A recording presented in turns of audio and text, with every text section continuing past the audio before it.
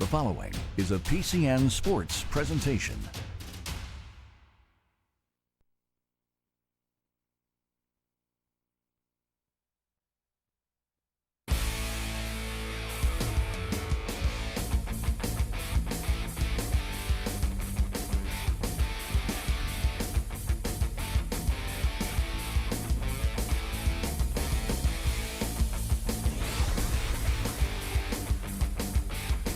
This afternoon from Hershey Park Stadium, the final day of coverage of the Pennsylvania Cable Network of PIAA Football Championships. It's a matchup of the Central Valley Warriors at 13-1 and the Wyoming Area Warriors also 13-1.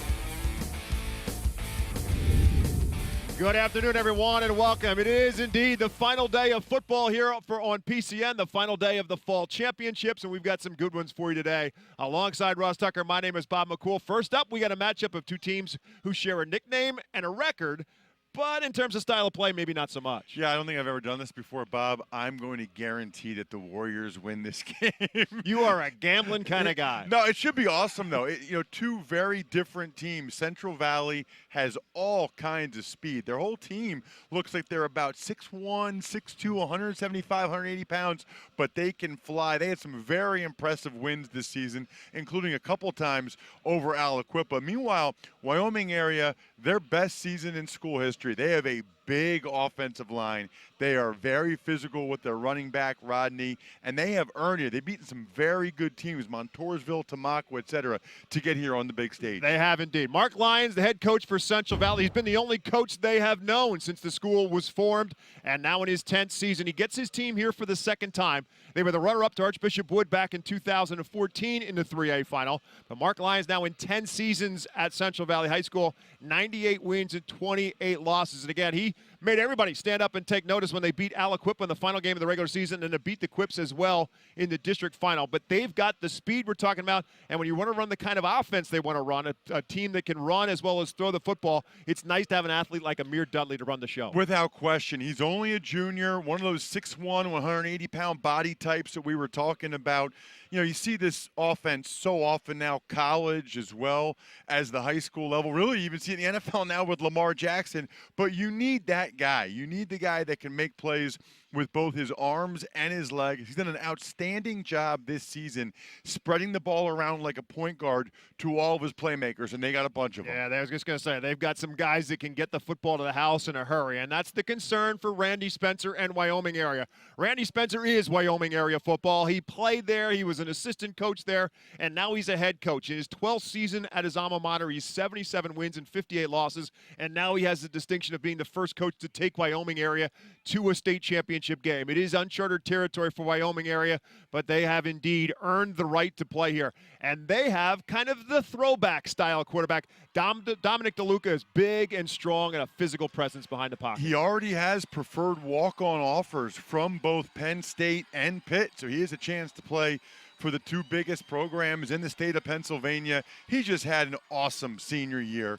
He's been starting for a few years now. They've really been gearing up for this season. We mentioned the big physical offensive line, but as you would expect, you get here, Bob, to the state championship level, you're going to have a quarterback like Dom DeLuca throughout the postseason, especially in that Montoursville game.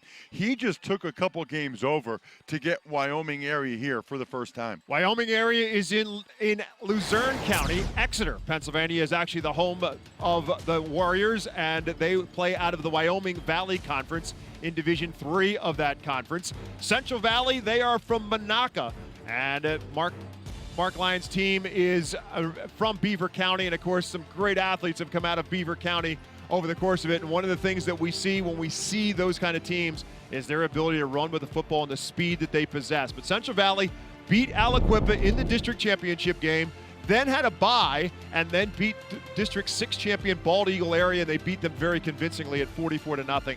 Wyoming Area beat Scranton Prep to win the District 2 championship, and then as Ross said, they beat Montoursville 43-27.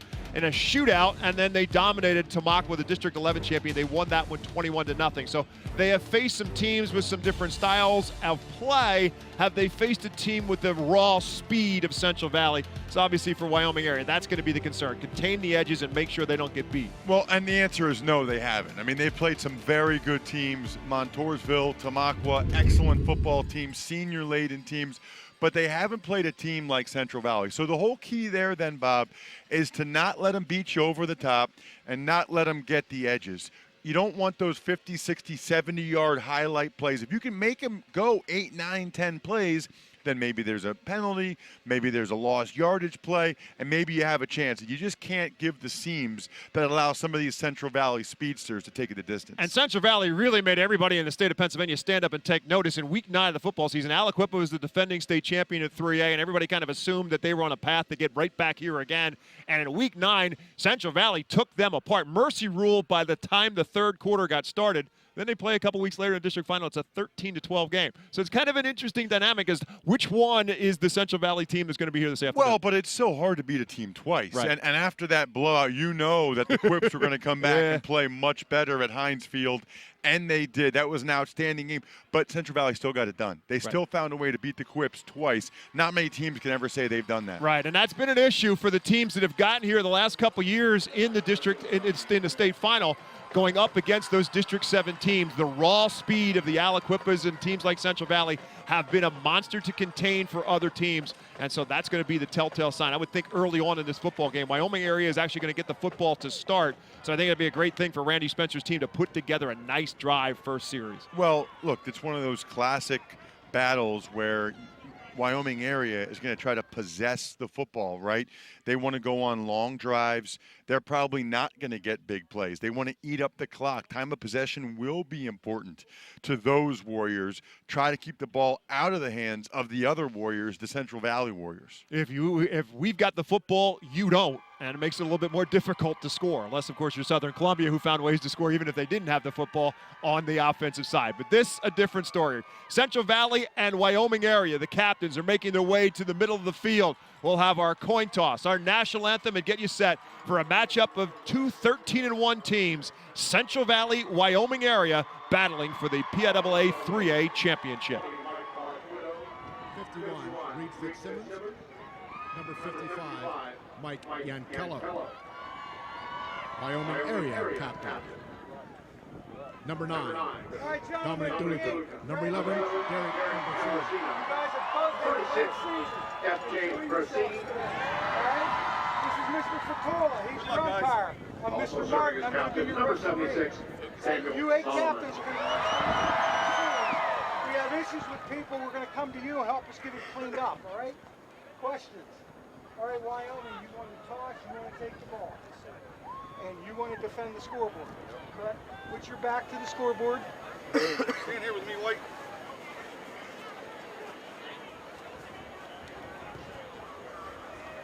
Wyoming won the toss, elected to receive. They will receive at the scoreboard. All right, guys, coming in. Shake it, good luck.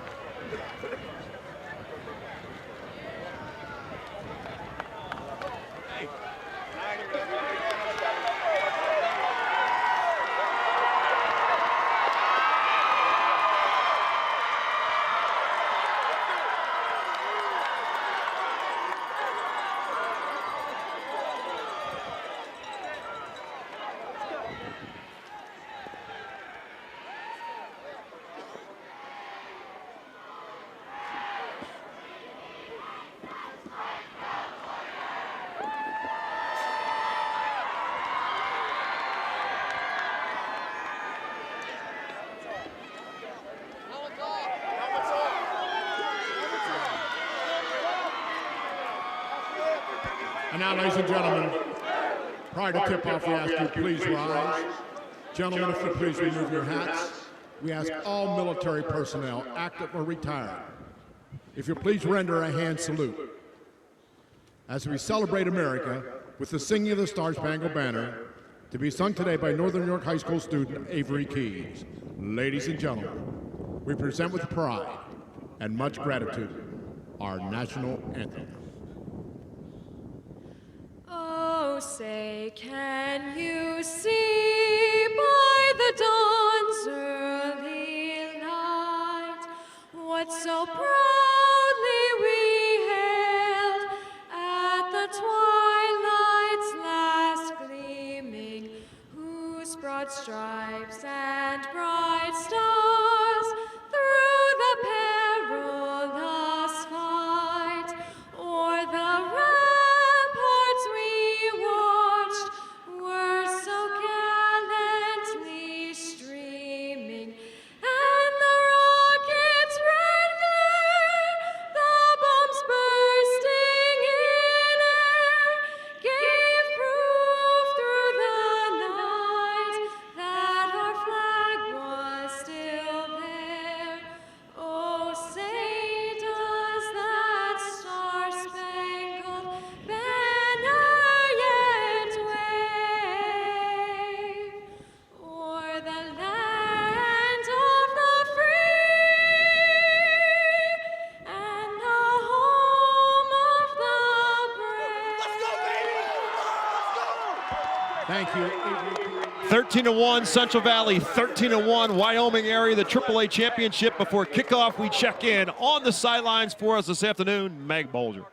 Well, Bob, as you guys mentioned, this will be the second state title appearance for Central Valley in the school's 10-year history. Head coach Mark Lyon said, we don't have that #1 star or D1 prospect, just a bunch of unselfish guys that work really hard. As for Wyoming, this is their first state title, not just in football, but for any sport.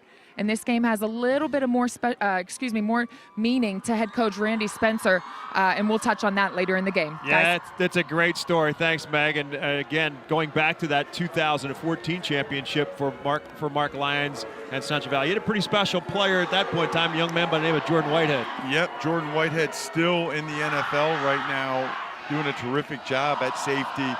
And I remember even back then thinking he's got to have a chance to play at that level at some point.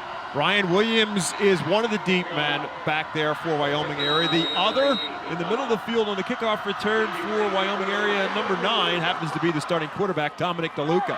This is high school football, but they go with a short kick. Central Valley looked like they pounced on it, and they did. Central Valley taking a page out of what Archbishop Wood did last night. That's the exact same spot on the field in which Archbishop Wood, kicking into the wind, kicked it high and ended up recovering the football. It looks like Central Valley did just that. Well, and the wind is not as significant as it was even last night, and certainly not what it was on Thursday, but the ball still hangs when you kick it that way. I'm a little surprised Wyoming Area wasn't more prepared for that.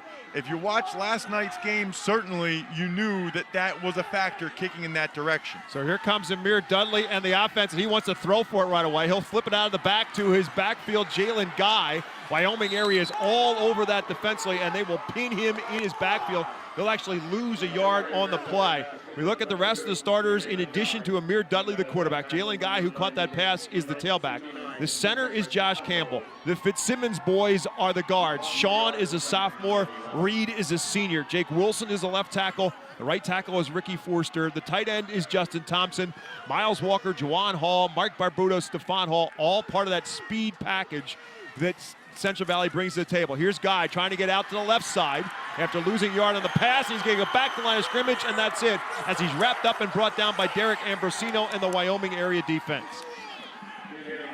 It's going to bring up 3rd down and 11 as we look at that defense for Wyoming Area. Ambrosino, who made that tackle, along with Caleb Graham, are the ends on a 5-man defensive front.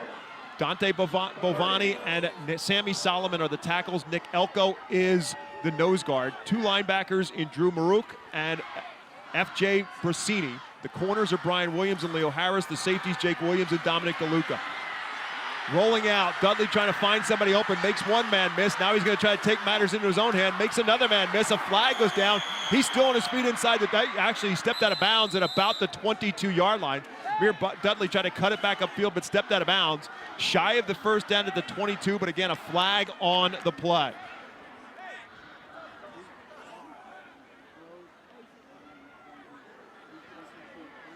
Our officials for today's game, the referee is Richard Martin. He tells you it's a hold against Central Valley. The umpire is Albert Fatula. The linesman is Gary Heinrich. The line judge is Lawrence Hoover. Holding. Offense. 10-yard penalty, spot of the foul. We play third down. Finish Mr. Martin's crew. The field judge is Travis Barta. The side judge is Derek Krause. And the back judge is Brian Schmidt. They are out of District 6. And they'll back up Central Valley now to the 40-yard line. It'll remain third down and now very long. They got Michael Barbuto with the hold there. I mean, that's tough duty. I mean, he was blocking for a long time out in space like that.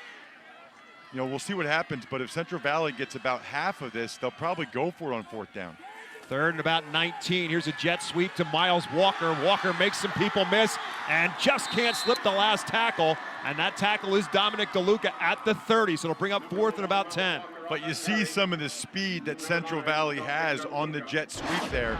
And those 10 yards right there, that gives them a chance to now go for it on fourth down and about 10 from the 30-yard line.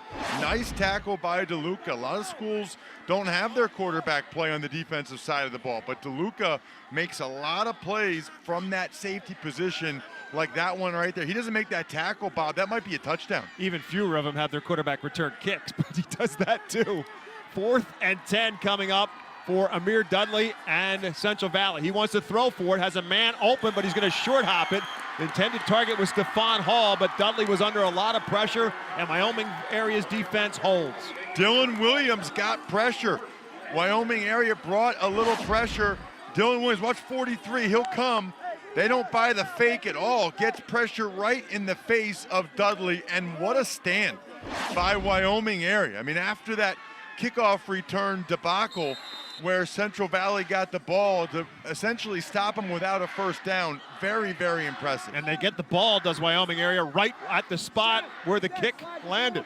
So ultimately, it's a mulligan with a couple minutes off the clock, 2 minutes and 17 seconds to be exact. And now Dominic DeLuca and Wyoming Area will go to work, and not much doing as the handoff to Darren Rodney goes nowhere. They'll stop him right at the line of scrimmage. It'll be second down and 10 coming up as we look at the offense now for Wyoming Area. Big offensive line. Brian Hinkle is the center. Sammy Solomon and Nick Elko are a pair of 300-pound guards with Sean Kostak and Nasir Condry as the tackles. Derek Ambrosino is the tight end. Riley Rusin, Brian Williams are the split ends. Dylan Williams is the fullback when they're in the eye. Darren Rodney is the tailback beside DeLuca, who's running with the football and running back to the line of scrimmage, and that's it. Central Valley defensively with the play after DeLuca gets maybe a yard to the 31. And here is the Central Valley defense. It's a three-man defensive line for Central Valley with Mike Yankello in the middle of Justin Thompson and Sean Fitzsimmons. The four backers, Matt Merritt, Amarin Saunders are the outside backers with Reed Fitzsimmons and Jack Bible inside. Miles Walker and Mike Barbuto are the corners. Bryce Wilson and Stephon Hall are the safeties. 3rd and 9 coming up now for Central Valley. For Wyoming Area in an I formation. DeLuca wants to throw for it, but he doesn't have time, and he's going down. Wrapped up in the arms of Matt Merritt, and it will be a sack for Central Valley. There was nobody open. Wyoming Area chose to go with the play fake. Central Valley wasn't buying it at all. Watch, they'll fake the play there a little bit and try to get the protection. He actually could have had Riley Rusin on the curl route, middle of the field. DeLuca didn't see him. Ends up trying to run for it, and against this speed of Central Valley, that's going to be a problem.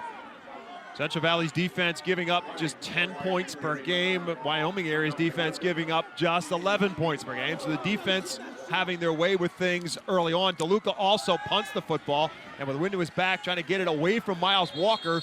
Got a good foot on it, but he angled it too far out of bounds, and so it'll end up being good field position for Central Valley. As that one's going to get angled out of bounds, we'll see exactly where they spot it, but it's going to be close to midfield. 7 minutes, 49 seconds left to go in the first quarter. We're scoreless. Neither team able to pick up a first down on their first possession. They're going to spot it right at midfield. So the presence of Miles Walker forcing Wyoming Area to punt it away from him, and Randy Spencer's team sees their defense come out there again in a short yardage situation. Central Valley started their first drive at the Wyoming Area 30. This one they start at midfield. He puts Stephon Hall in motion, fake the jet sweep handoff to him. Dudley keeps it, doesn't fool anybody. Wyoming Area is all over it. Really impressed in the early going, really by both defenses. Central Valley there getting the quarterback run game going, faking the jet sweep to Hall, who actually got an offer from Pitt, the Panthers, last week, pulls it away, but Wyoming Area is all over it. Caleb Graham on the tackle for Wyoming Area after a gain of just 1 for Amir Dudley. So it's now 2nd and 9 for Central Valley at the Wyoming Area 49-yard line. Again, looking to the sideline, 2 receivers split out right with Stephon Hall in the slot. Again, he goes in motion this time, shifting from right side to left. Dudley looking right side, but a flag is going to come in on the play, or is there a timeout called? I believe a timeout was called before the whistle. And it is. Central Valley will call an early timeout.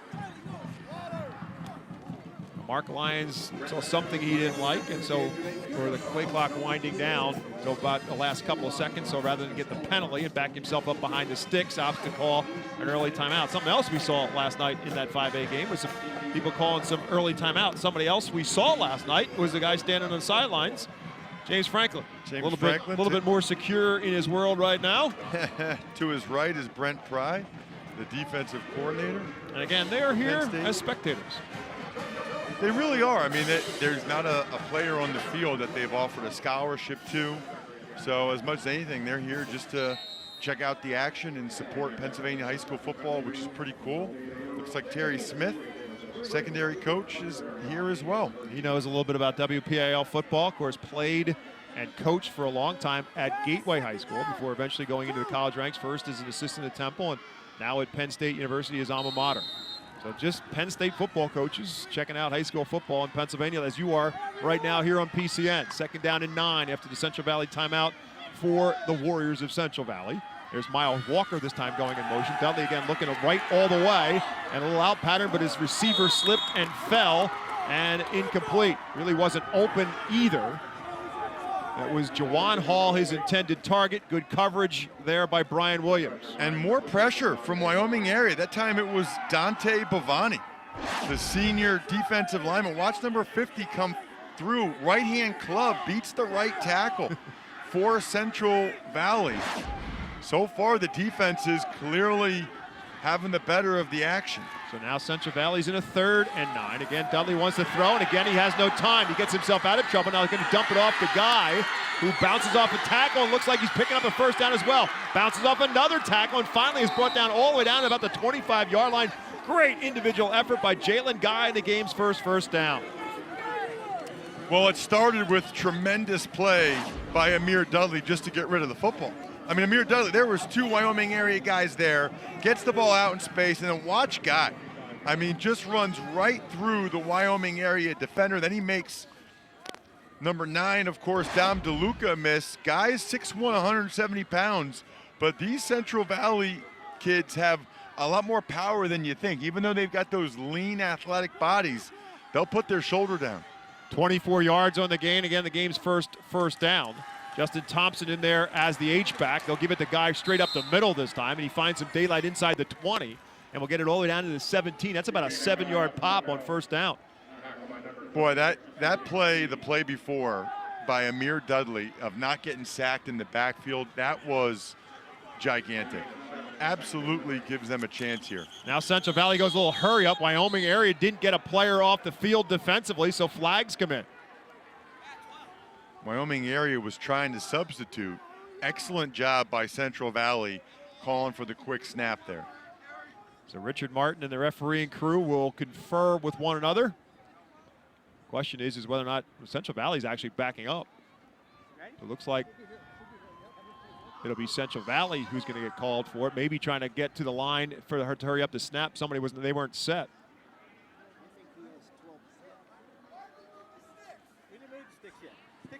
Prior to the snap, false start, offense, 5-yard penalty, 2nd down. So it cost them 5, backs them up to the 22 to make it 2nd down and 8 now instead. So sometimes you're trying to play that hurry-up game and you don't quite get set, and it's the offense that jumps. Yeah, that backfired him. Although I'm not even sure Nick Elko was even on sides when the ball was snapped. I'll hand it off again to Guy, following the fullback Thompson blocking. Tight end, fullback, really it's more of an H-back in this type of offense, as he'll get to about the 20 before Caleb Graham will wrap him up. So Guy's able to get 2 of them back after the penalty, puts them in a 3rd and 6.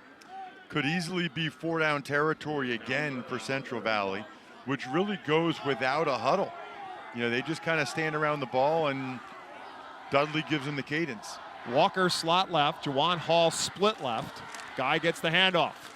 Guy will get a couple, and we're going to find out about the 4-down territory because they're going to be in about a 4th and 1 at the 16-yard line after they pull bodies off the pile. And you would think that they would go. You see Sammy Solomon right there, number 76, the only Division I scholarship player for Wyoming area. He has offers to Syracuse and Rutgers, as well as some other schools, Boston College. 4th and 1, and they whistles before the snap. That might change everything now. Wow. Somebody moved again. They didn't get set up front. Part of the snap, false start, offense, 5-yard penalty, remains 4th down. Watch the left side of your screen. I think it was the sophomore tight end, number 80, Jack Bible, right there. They were going to go for a quick handoff, but Bible's the second tight end. He also plays on the defensive side of the ball. You know, a young player in a big game like this. Central Valley's still going to go. Now, though, you would expect them to probably go to the air. I would try to get Amir Dudley, Bob, on the move a little bit so he can either take it himself or throw it. He's got both receivers split out to his left, and Walker and Hall, and that's the direction he's looking. Looking to go deep in the back of the end zone. It's a jump ball. It's perfect coverage, and it's intercepted in the end zone. Dominic DeLuca was right there to pick it off.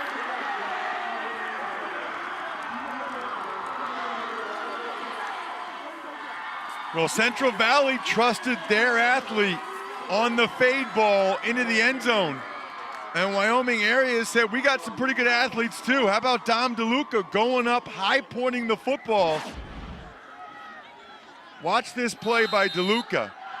It's a nice thrown ball, but DeLuca had excellent position on Jawan Hall. He went up and made a huge play that Wyoming area had to have. So they get the interception in the end zone. Touchback will put it at the 20. DeLuca will take care of matters to get himself a little bit of forward progress, and actually gets about 5 yards out of it on the quarterback keeper. Well, that was an interesting play. I mean, it was almost like everybody up front ran a dive to the left side, and DeLuca just took that himself. Almost like a quarterback sneak, but it wasn't even quarterback sneak blocking up front. Right, and an I formation behind him, so he didn't really have any push or blocking from behind him. Rusin and Brian Williams will come split out to the right side. I formation has Dylan Williams as the fullback with Darren Rodney as the tailback, and it's Rodney who gets the handoff, and Rodney will fight for a first down for Wyoming area. Darren Rodney packs 200 pounds as the tailback, 190 to be more specific, and now there's a injured player on the field for Wyoming area after they pick up their first down. And that's the sophomore offensive tackle in Nick Elko. I was actually watching him on that play. He got great push up front, Bob, and then somebody fell onto his left leg. Happens so often to an offensive lineman. I know I tore my right MCL a couple times. When that happens, you're pushing somebody, you're blocking, somebody falls on the side of your leg, but he's a good-looking sophomore. And so with the injury timeout, we'll take a timeout as well. 3 minutes and 56 seconds remaining in the first quarter in the AAA championship game. Central Valley, Wyoming area are scoreless.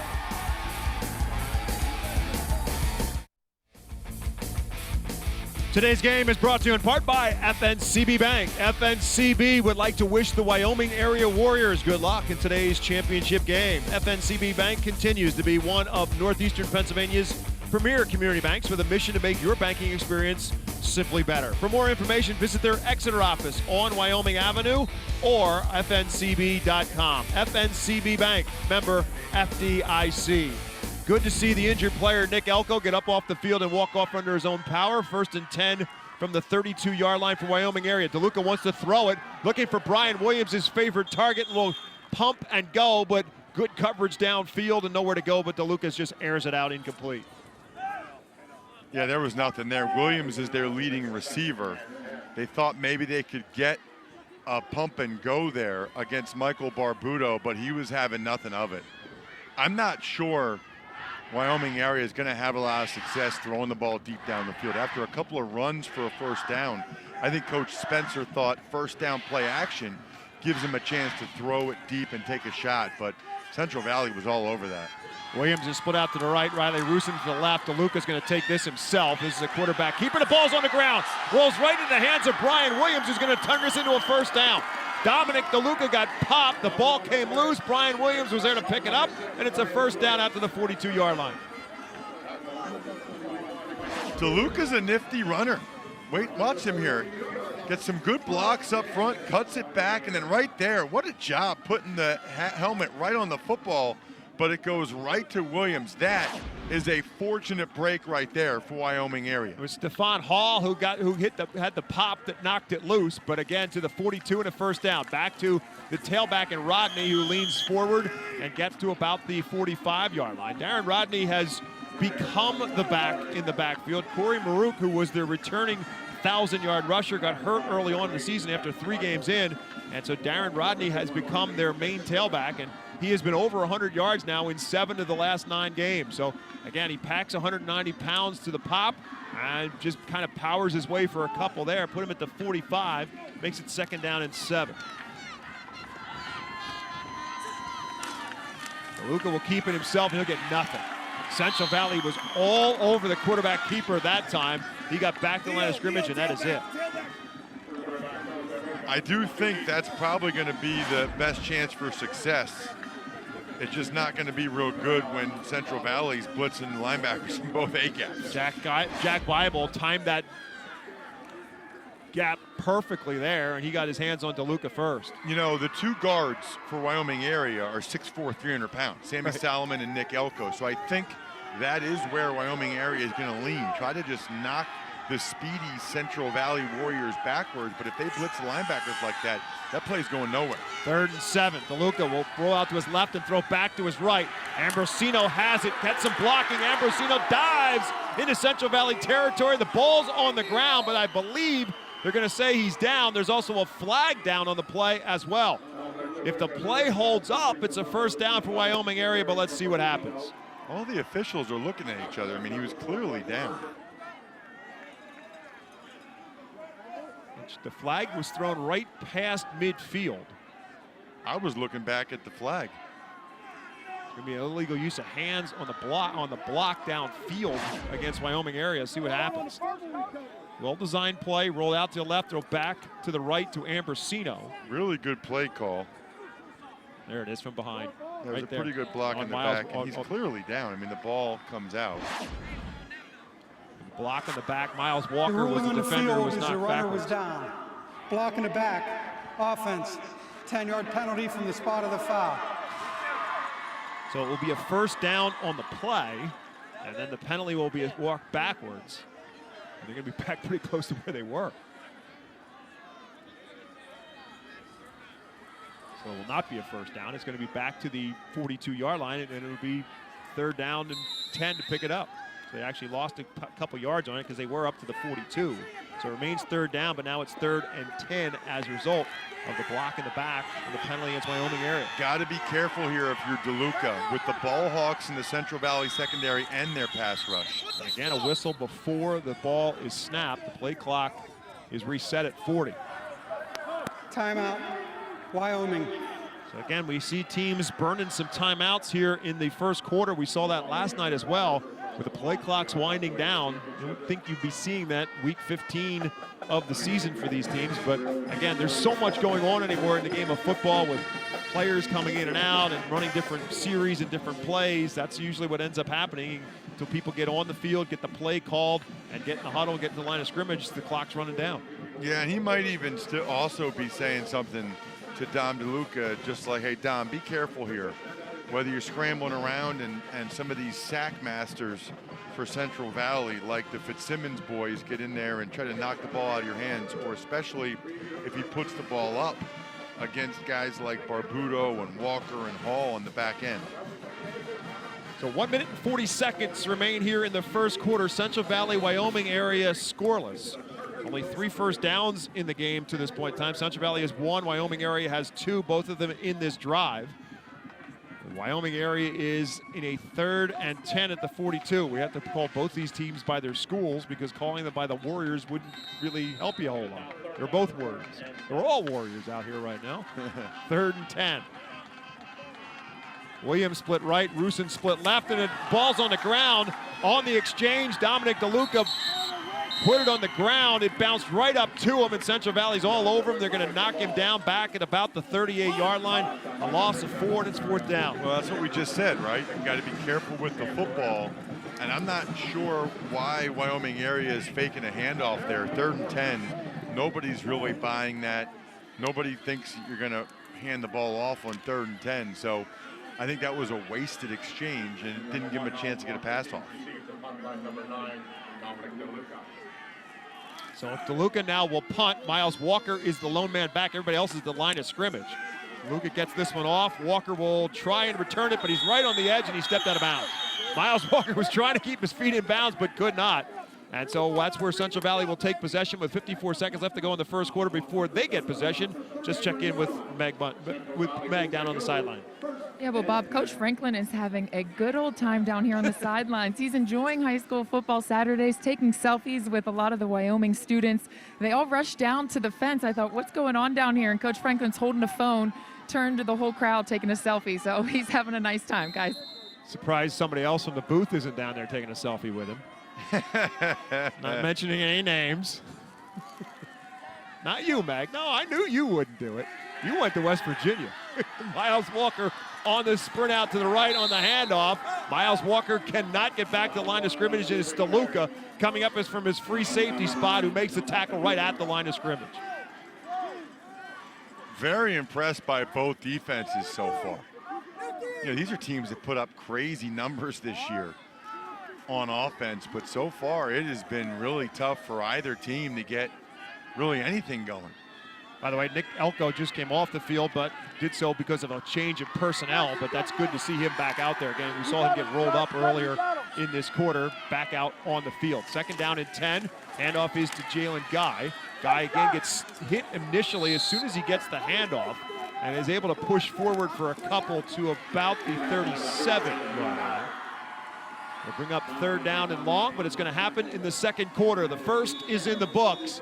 Central Valley, Wyoming Area, after 1 in the AAA championship game, scoreless. We'll take a timeout and come back with more high school football state championship coverage live on PCN.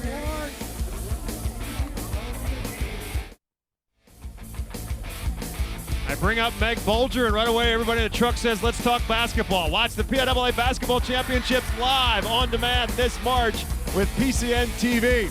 Get more at PCNTV.com. We'll be across the parking lot of the Giant Center for the PIAA Basketball Championships in March. That's the end of the fall scholastic season with the Football State Championships here in December. Alongside Ross Tucker, Meg Bolger down on the sideline. My name is Bob McCool. We start the second quarter scoreless. Central Valley in a 3rd and about 5. And Dudley's in a world of problems. He's sacked and the ball's on the ground. Looks like Central Valley recovers it. And that was a live football, I believe.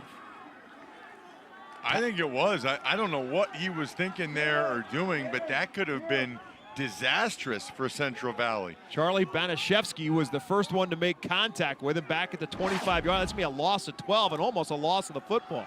Charlie Banashevsky is everything I love about high school football. 5'7", 170 pounds, playing linebacker. He's got an awesome neck roll. I love that guy. Charlie Banashevsky flying in there, making a huge play for his team. And so he forces the punt. High short kick. Wyoming Area is going to get great field position as DeLuca calls for a fair catch right at midfield. So Wyoming Area's defense is so far contained any speed threats for Central Valley. We remain scoreless after just a 25-yard punt. Wyoming Area gets its best field position of the day. 11:31 to go in the half. It's scoreless, and the Wyoming Area Warriors will start 1st and 10 right at midfield. Got to take advantage of some of this field position that they're getting. You know, you almost feel like at this point, Bob, there's a chance that this will be a low-scoring game, and whoever gets the first score could be significant. Neither team really having any success moving the football. Central Valley had a couple of short fields, couldn't take advantage of it, including on the opening kickoff when they recovered the loose football and started at the Wyoming Area 30-yard line. Here's a toss sweep this time. Different back in the backfield, and it works very well for Wyoming Area as Leo Harris is in as the tailback. Darren Rodney missed a game a couple weeks ago, and Harris stepped in at tailback and did a great job. And he does a nice job here as he runs for 13 yards and another Wyoming area first down. Awesome block by senior fullback Dylan Williams, number 43 on the edge. That was just a short side toss right there, and Harris, only a sophomore, shows he's got some speed. Darren Rodney did not play in the state quarterfinal against Montoursville. Harris started in his place, and he stays in there right now. DeLuca's going to keep it himself this time, and DeLuca will pound his way to about the 31-yard line, picking up 6 on first down.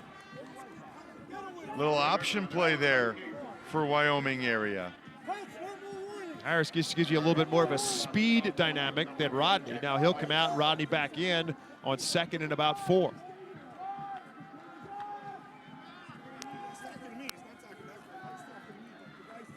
Riley Rusin will split out to the left. Brian Williams will split out to the right. The tight end Ambrosino is on the left-hand side. I formation, handoff is to Rodney, and Central Valley's all over it. Right side of the defensive line for Central Valley with Amarian Saunders, the linebacker, in the mix on the tackle. He's made a bunch of plays. Saunders has gotten in there. Watch off number 11. Nobody even blocks him there. I mean, he went right around the tight end, Ambrosino, and then I think Dylan Williams, the fullback, was supposed to lead on him. Wyoming area needs those guys to make their blocks at the point of attack and get Rodney some momentum going downhill. So he was on 2nd and 4. Now they're in a 3rd and 2 at the 29. DeLuca wants to throw for an out pattern, and he's very, very fortunate. Barbuto was right there with nothing in front of him. He was going for Brian Williams, and Barbuto was right there in coverage.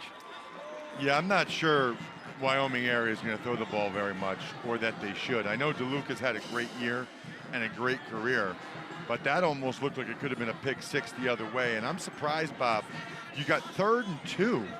I would think if you're Wyoming area, you're running the ball twice. Now they only have 1 down to get those 2 yards. Right, now you have to capitalize on it. You got to get the 2. It's different if you do it on 2nd down when you got 2 downs to pick it up.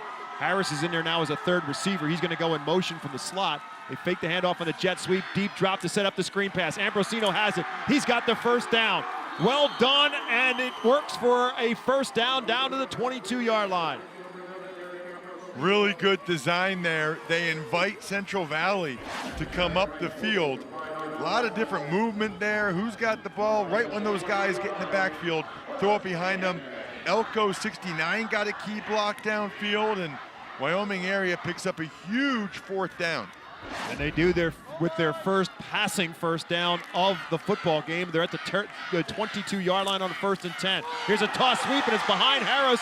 He's got to go pick it up, and Central Valley's all over it. His best bet is to go down right now, and eventually he doesn't have a choice as they'll force him down. They'll spot him down at the 33-yard line. That's a loss of 11 on the play. And that is just absolutely a killer, and the kind of mistake that they could ill afford. I mean, they had a great chance to at least be in field goal range. He fakes it one way. Maybe the pitch is a little bit behind him, but I think Harris was starting to look downfield and starting to see who was going to come for him before he actually secured that football. So they lose 11. They're back to the 33 at 2nd and 21. And the good news for Wyoming area is it's only 2nd down. We're inside of 9 minutes left to go. Ambrosino this time will split out to the left side by himself, and they'll put 3 receivers, including Harris, on the right side. So it's Harris, Rusin, and Williams left to right. They're looking down the middle on the seam route, and they've got Harris who cannot hold on. Harris had it in his hands a couple different times, but trying to keep his balance and keep the football, couldn't catch it. He can't believe it. That was a tremendous play call and a perfect throw by Dom DeLuca. And the sophomore Harris can't believe it. Left side of your screen, he's going to run a deep post. Oh my goodness. Right in his hands. You know, it is a sunny day out, makes it tougher. He's running full speed. But obviously he feels sick about it, and I feel sick about it for him. That is a tough drop there by Harris, who had a big run on this drive to get him down here. So it's now 3rd and 21. Same basic look with 3 receivers to the right. Again, there's going to set up the screen pass, but he's going to short hop his intended target. They're going to dump it off to his fullback, which was Bersini, in there for the first time offensively. But DeLuca under pressure, short hops it, so now it's 4th down. I'm gonna anticipate them throwing some more screens in this game, because that was open again. They had gotten the Central Valley Warriors up the field. They were screening it behind them. They had a chance there to get something done. So now we'll see how they choose to play this. DeLuca is the quarterback and the punter, and he is going to punt. So in a 4th and 21 at the Central Valley 33-yard line. So DeLuca will just kind of pooch this one. Actually, he doesn't. He just boomed it, trying to angle it to the corner, but did he get it out of bounds or into the end zone? He did not. Couldn't get the angle, put it into the end zone. So it's really a gain, really a real estate of only 13 yards on the touchback. They will get the football, Central Valley will, at the 20-yard line. Boy, missed opportunity there for Wyoming Area. Several of them, right?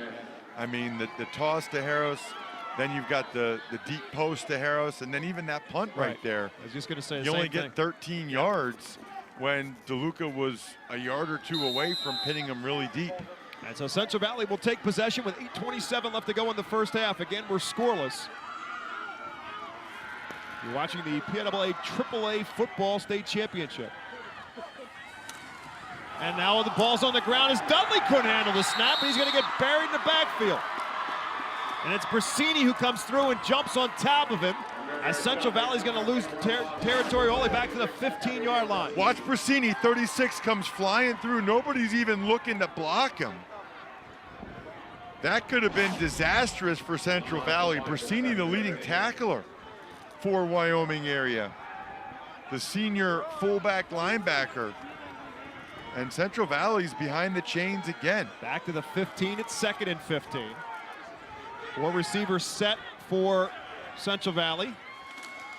If Guy is the back in the backfield, they'll give it to him just to try to get a little forward progress. He'll do that to about the 18-yard line. Ambrosino in on the tackle after the 3-yard pickup puts him in a 3rd and 12. So Mark Lyons, whose quarterback has been productive passing the football as well as running it, not today. With that loss, he gets credit for the sack in high school football. Goes against your rushing yardage. So he's now in negative yards because of the sacks in this game.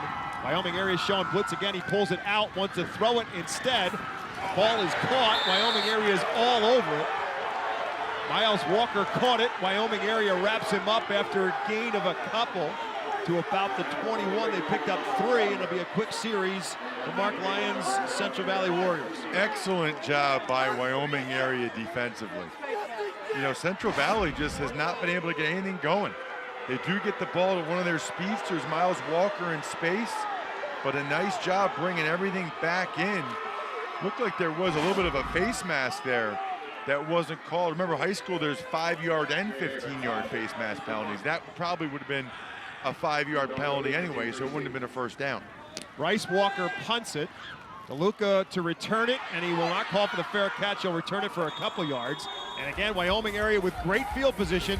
When we come back in the second quarter, 6:22 left to go. Wyoming Area will start in Central Valley territory. When we return, we're scoreless in the AAA championship.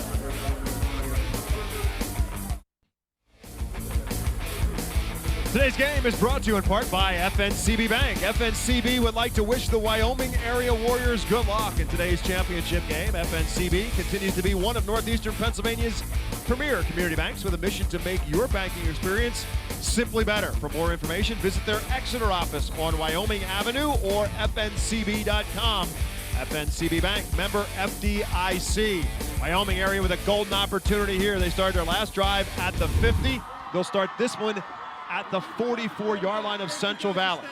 So we talked about time of possession being important for Wyoming Area. They've done that, but they have not been able to capitalize. Still scoreless. DeLuca with the I formation behind him. Williams is the fullback, Rodney is the tailback, and it's Rodney who gets the call, bangs his way to about the 40. The flag is on the play. Holding against Wyoming Area. You often see holding on a straight dive play up the middle.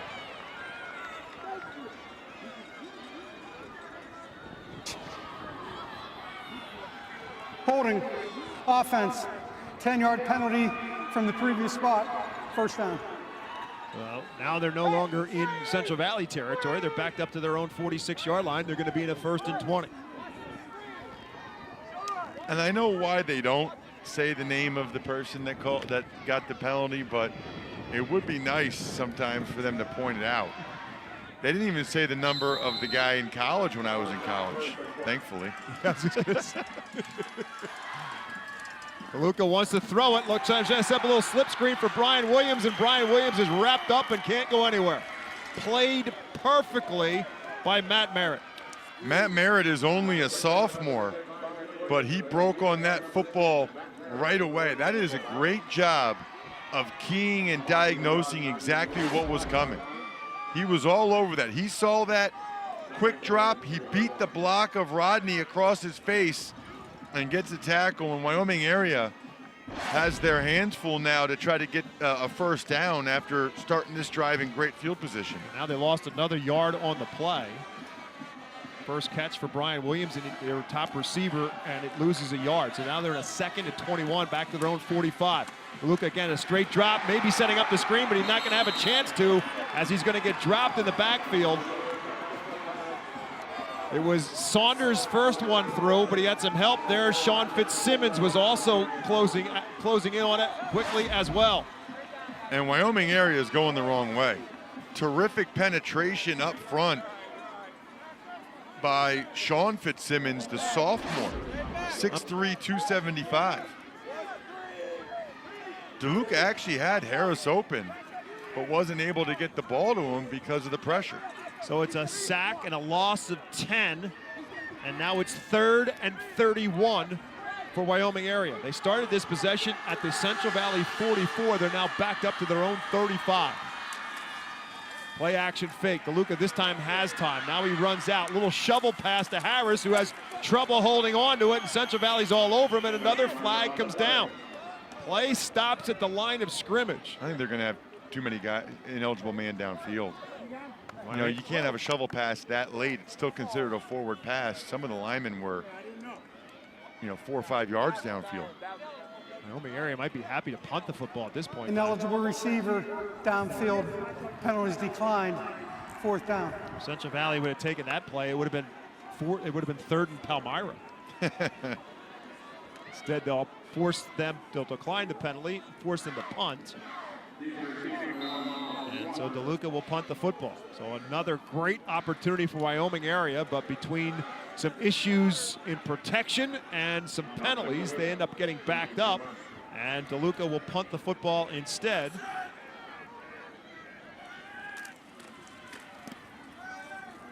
Miles Walker will not get an opportunity as it puts it straight up in the air, and it goes out of bounds just across midfield. So that's where the wind has really been an issue throughout this 3 days here at the state championships. The wind an issue in the special teams game. Let's check in with Meg for more before Central Valley gets the football. Well, guys, we mentioned in the open that having played at Wyoming and in his 12th season as head coach, there's probably not anyone that loves Wyoming football more than Coach Spencer. This past summer, he was diagnosed with diabetes that led to a heart issue and required 5 bypasses. Still in the recovery process, he still coached from the press box the few first weeks of the season. A fundraiser was held to help defer medical costs earlier in the year, and an estimated 100 former players, coaches, and alumni were there in support of Coach Spencer and his family. That's what happens in small town football. The coach is such a central part of what you do, and as they've talked about so much, he has been such a part of Wyoming area football. Played there, assistant coach there, and now the head coach there, and the town came out in full support, much to his dismay. He wanted nothing to do with it. They said, we don't care. We're doing it anyhow. 8-yard run for Jalen Guy on first down for Central Valley, and now these Warriors, the other Warriors, are now trying to drive for a first down. Central Valley only has 1 first down so far on the day. They may have just picked up their second, depending on the spot. And just think about this swap of field position there, Bob. You'll see up front 71 and 76. Solomon as well as Wachowski get involved in there. Wyoming Area had it at the Central Valley 44, went backwards, and now all of a sudden Central Valley is in Wyoming area territory. Here goes Jalen Guy, slipping a tackle, and DeLuca brings him down from behind inside the 15-yard line. Great effort by Jalen Guy, and he almost took it the distance. Jalen Guy is very impressive, and you can see why he put up the numbers he did this year. He's breaking a lot of tackles for a guy that's listed at 170 pounds, and DeLuca makes the play. And again, they go hurry up. They run a toss with Stephon Hall, but I believe this is going to be a procedure penalty again. It's a legal shift against Central Valley. They go with these hurry ups, but they're not set offensively. It's costing them 5 yards. Illegal shift, offense. Players were not set before the snap. 5-yard penalty, first down. So back them up to the 19-yard line instead. And now be 1st and 15. This is what Wyoming area had done to themselves. Now Central Valley at the 19-yard line will work out of a 1st and 15. Powerhouse backfield here. 3 backs in the backfield with Dudley under center. Give is to Guy. We'll get a little bit back of what they lost, maybe all of what they lost on the penalty, to the 10, maybe to just inside the 10 to the 9. And it's Brasini, excuse me, in on the tackle. Called at the 15-yard line. So it'll be 2nd down and about 11 coming up after the 4-yard gain for Jalen Guy on his 10th carry of the day. Then with a quick snap and a great move by Stephon Hall to get himself inside the 10. Shy of the first down by about 2 yards at the 7. And they're in a hurry here again. They're getting right back on the football. They feel like they've got Wyoming area on their heels. 3rd and about 3. Back to Guy. Guy's got the first down. Not going to get all the way into the end zone, but it'll be 1st and goal at about the 4-yard line. So it's working right now for Mark Lyons' crew, going a little hurry up here, staying on the ground, but they've got themselves in a 1st and goal to go.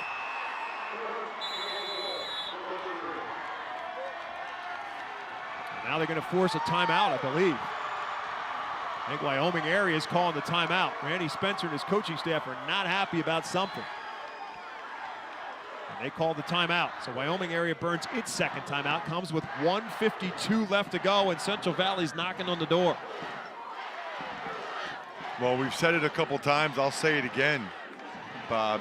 You know, you get the feeling like whoever gets the first score in this game has a significant advantage, just because both teams have had trouble getting any points on the board, obviously. So this will be a tough task now for Wyoming area. If you're Central Valley, I don't think you need to get fancy, Bob. You really just need to not have a penalty. Right. I mean, That's you exactly have 4 right. downs the way to this get game 3 is yards. Yep. The way this game's gone, you really just, more than anything, don't want to have any type of procedure penalty, anything like that. You don't need to go on 2 or any type of hard count. Just run the football and probably run it with Jalen Guy. And it is actually Central Valley who called the timeout. So they've got 1 left. Wyoming area, if in fact Central Valley scores here, would get the football back and still have 2 timeouts left to go. 1:52 left to go in the first half. Again, scoreless in the AAA championship game, but Central Valley, following their timeout, has it 1st and goal to go from the 3-yard line. This powerhouse backfield look they went to has been pretty successful the last couple series. Would assume to see it again, and we will. Bring Amarian Saunders, who's been so good defensively, in there. He's in the middle of Guy and Stephon Hall in that power backfield, and it's Guy. Great block from Stephon Hall. DeLuca comes up and makes the hit at about the 1 to save the touchdown. Be 2nd and goal. That was an unbelievable tackle by Dom DeLuca because that was a huge hole, and it looked like Guy, I thought Guy was going to walk into the end zone. Look at this hole right here. Right there, and then DeLuca comes up nice and low and fills. 2nd and goal. They'll hand it off again to the end. Touchdown, Central Valley. Jalen Guy gets the feed one more time, and this time he takes it in. His 12th touchdown of the season on the ground, and Central Valley's on the scoreboard first.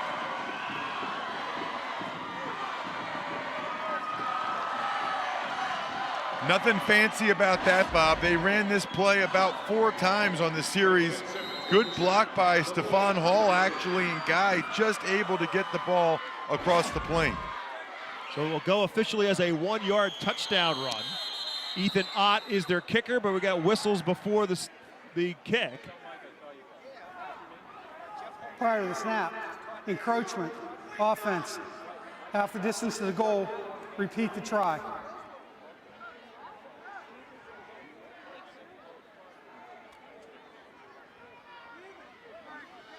He said encroachment Correction, offense. the penalty's been declined. He said encroachment offense. He meant encroachment defense, so they'll decline the penalty. And so Bryce Wilson is the holder, and Ott will try it from the normal distance. No change in terms of the position. High snap, they get it down, and Ethan Ott gets it through with 1:25 left to go. Central Valley on the scoreboard first, 7-0. As the Central Valley Warriors put together a 48-yard drive. They take advantage of that short punt and short field, and Mark Lyons' team is on top first. They also churned enough clock there as you watch the drive. It was a lot of Jalen Gott and Dom DeLuca, the one tackling him. This was the big one right here where it looked like he almost was going to take it house till DeLuca chased him down again. Stephon Hall with the nice start-stop there. I mean, every one of these DeLuca has the tackle. He's got to have 15 tackles. This is unbelievable. That time, though, he wasn't able to make the play. Mentioned that Mark Lyons is the first and only coach in Central Valley football history. The school was formed as a merger of Monaca and Center High School in 2010, and it ended one of the great rivalry traditions in WPAL football. Rochester and Monaca was a big rivalry, and not surprisingly in Pittsburgh there's a bridge between the two across the Ohio River. Whoever won the football game between Rochester and Monaca, got naming rights for the bridge. If Monaca wins, it's the Monaca-Rochester Bridge. If Rochester wins, it's the Rochester-Monaca Bridge. Love that. But that ended, obviously, when Monaca formed with Center. And so for posterity, Rochester won the last game, so I guess they get naming rights for eternity. Luca, 5 solo tackles, 2 assists. So to answer your question, he's at 7 tackles right now. Well, he had 4 on that drive at least. And so Wyoming Area with 1:25 left and now 2 timeouts left. Can the Wyoming Area Warriors put together any kind of a drive here to try to get on the scoreboard before halftime? Well, I think they got to be careful here, Bob. You know, there's 1:25. They do have a very good quarterback in Dom DeLuca. He's smart, but Central Valley's so good with their pressure packages up front, and they're so good in the secondary that you want to be careful with the football here if you're DeLuca. So they start from the 28. Again, 1:25 left, 2 timeouts. Dominic DeLuca, who in his career coming into today's game, combining rushing and passing yards, 5,555, and he almost threw that one away, but it's caught in the deflection. Merritt had it, had a lot of room to run, and went through his hands and was caught, I believe, by Brian Williams. Well, we just talked about Rusin. it, Bob. That could have easily been a pick 6 the other way. And then that totally changes the game. Dom DeLuca got to be careful here. I mean, Merritt breaks on the football. And then how about the catch by Riley Rusin? I mean, that went from a pick 6 to a catch. And no gain. For no gain, which is probably good. Yeah, absolutely. Because it keeps the clock going. Yeah. Wyoming Area is probably going to just run the ball now, I would Meg imagine. was talking about Randy Spencer and the heart problems he had over the summer. I think he had some heart problems right there when he saw Matt Merritt have that football in his hands. And they will go back to the ground game to Rodney. He'll dive across the 35 to about the 36, which will put him 2 yards shy of the first down. Final 30 seconds left to go. They don't have to take another snap if they decide not to. Neither team using a timeout here. I don't really blame them. Central Valley doesn't want to help Wyoming Area if they get a first down, and Wyoming Area. Well, maybe Officials time for equipment. the officials will call the timeout. It's an equipment issue, so the officials will call the timeout. Stops the clock with 16 seconds left to go, but that will only be for a moment. Then Look at they'll Dom reset it. DeLuca tying the shoelaces right there. This is unbelievable. I've does never everything. seen this. This guy's the quarterback, safety, punter, punt returner, And kick returner. And shoe tie. You're trying to tell me nobody else in that huddle could tie Williams' shoes right there? What is going on? They need the quarterback to get down on his knee and tie the kid's shoes? By the way, let me just tell you, in the NFL, they don't stop the game so you can tie your shoes. They laugh at you and tell you to get off the field. 3rd and 2 after the shoe tying incident. And that will be it. They do not bother to get the snap off. And the first half comes to an end, kind of an anticlimactic end to the first half, but a good one for Central Valley because they capitalize in the final 2 minutes to get the game's lone touchdown. Jalen Guy taking it in, finishing it off an 8-play, 48-yard drive for Central Valley, and they get the touchdown that will send them to the locker room with the lead. The score at halftime, Central Valley leads Wyoming Area 7-0. Meg Bolger's on the sideline with Central Valley head coach Mark Lyons. Coach, penalties hurt a little bit there in the first half, but able to get things going there on that last drive. What was the difference? Again, penalties, Meg. I mean, we got to take care of the ball. We're in some bad situations. We got behind the sticks too much. We just got to make better decisions and take care of the ball. I'm not happy with our pre-snap miscues. That's uncalled for in this deep in the season. Defensively, got to be pretty happy. Yeah, I mean, our guys play. And I think they settled down. They're going to get after it this half. And I thought you saw what we're capable of doing here in the later part of the first half. All right, thanks, Coach. Good luck in the second. Guys.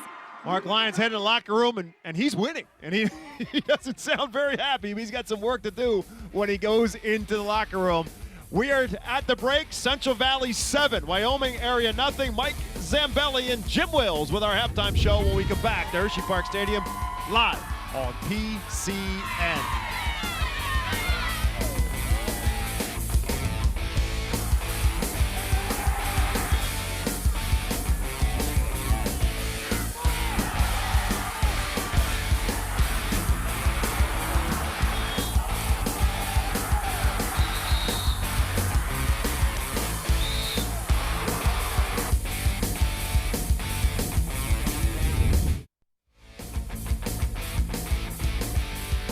AAA championship game is a battle of warriors, Central Valley and Wyoming Area. Central Valley with a 7-0 advantage as we welcome you back to Hershey Park Stadium here on a chilly but pretty nice day here. Sun is out and it is warming things up a little bit. Mike Zambelli pleased to be joined by Jim Wills. Jim, I think one of the first things I'd like to address is it's pretty obvious these coaches are watching our live coverage on PCN. How about the start of this game with that little pooch kick down the right side after watching Archbishop Wood being successful with that on 2 occasions last night? Yeah, smart coaching, Mike. You're watching what happens. Weather conditions are a huge factor here, as they always are every year, and they did the right thing. They pooch kicked it, got the fumble, got the recovery. Defense is dominating in this first half. I think the first thing that comes to my mind is hey, guys, let's settle down. Let's settle down. We're trying to play quick. We've been doing it all year long, but there's the procedure penalties, the holding penalties, self-inflicted wounds have hurt both these offenses. No question about it. Pre-snap penalties, as Coach just said on the way out of the halftime, those are the kind of things that you got to be better at in the second half because those are drive killers. They're really doing a bad job of not getting set and being ready to go. Too anxious on offense, but tremendous defense, as you said. Yeah, how many times did Bob call out 2nd and 15, 3rd and 30? I mean, those are downs that are just not in the playbook if you're trying to win a state championship. The other thing, Jim, is, hey, this is the biggest stage for all these guys, whether it be a coach or a player, and sometimes that has a factor in it. I look for a much better half from both these teams once they get settled down and get used to the environments. All right, let's take a look at the highlights in that first half, and we will start with Central Valley. They have a 7-0 lead, but boy, their points came very late as they struggled to get things going. This defense has really been outstanding. Yeah, it's been tremendous. You're going to see Merritt here do a lot of things from that back situation, and then you're going to see Saunders as well. But they did a nice job of stopping people right in their tracks. Again, you're going to see Matt Merritt, number 6, do a good job of stopping the quarterback. Then pressure from the middle. The big guy, number 60, Samuel Morrell, coming in there. Those guys have done a great job of pressuring, along with Merritt, what they need to do. And then there's going to be Jalen Guy on the 1-yard touchdown run. Their only touchdown of the ball game right here as they got it down to the 1 and punched it in. That is the only touchdown of that opening half. Extra point made it a 7-0 advantage. Turn our attention now to Wyoming Area under the direction of head coach Randy Spencer, and take a look at what they were able to do. And you're going to see a lot of miscues. Got very fortunate here that ball was recovered by a teammate. Ball on the ground again here, again impeding their progress. A poor pitch there. Fortunate in all these scenarios, Jim, to hang on to the football. No question about it. They've been lucky. And then they got an open pass play, and Harris just couldn't get a hold of it right there. He was wide open down the middle of the field. That was their one opportunity to really hit pay dirt, and they couldn't take advantage of it. But you're right. They've been very lucky with bounces coming back to them. I don't want to make excuses for anybody, but how else? And Ross mentioned the sun here. You look at where he tried to catch that ball. His vision was looking right up at the sun at that point there. I don't want to make excuses, but boy, that was a tough one and a great opportunity for them. No, it's a valid point. He was running, 100 miles an hour down the field, looking right back into the sun. That was a long pass play as well, and that was a shame because that was a golden opportunity for them. It certainly was. So both teams with some missed opportunities in this first half. I have to believe that both these coaches are addressing those offensive guys and saying, hey, we know we're capable of doing this. It's been a long season. We've been practicing it all year long, and we've been good at it. Let's get it done here in this second half. We're going to step aside. When we return, we'll revisit our 5A championship game from last night. It was a fantastic finish. Stay with us.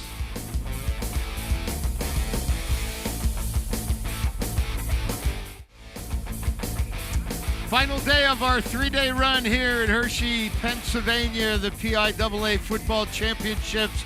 AAA contest at halftime. Battle of Warriors, as we mentioned, Central Valley on top of Wyoming Area, 7-0. Well, last night, Jim, we were treated to another hard-fought battle in that 5A championship game, and Archbishop Wood was able to pull it off. It was an outstanding football game and hard-fought. Let's dial up the highlights right now between Archbishop Wood and Cheltenham for the 5A championship, and Archbishop Wood's Kalen Costello getting things going on the offensive end. Yeah, he did a great job. He had a great night for them. Then you're going to see the field goal of 42 yards there by Ryan Morgan. The first of many, 2 field goals in this ball game, which are very important.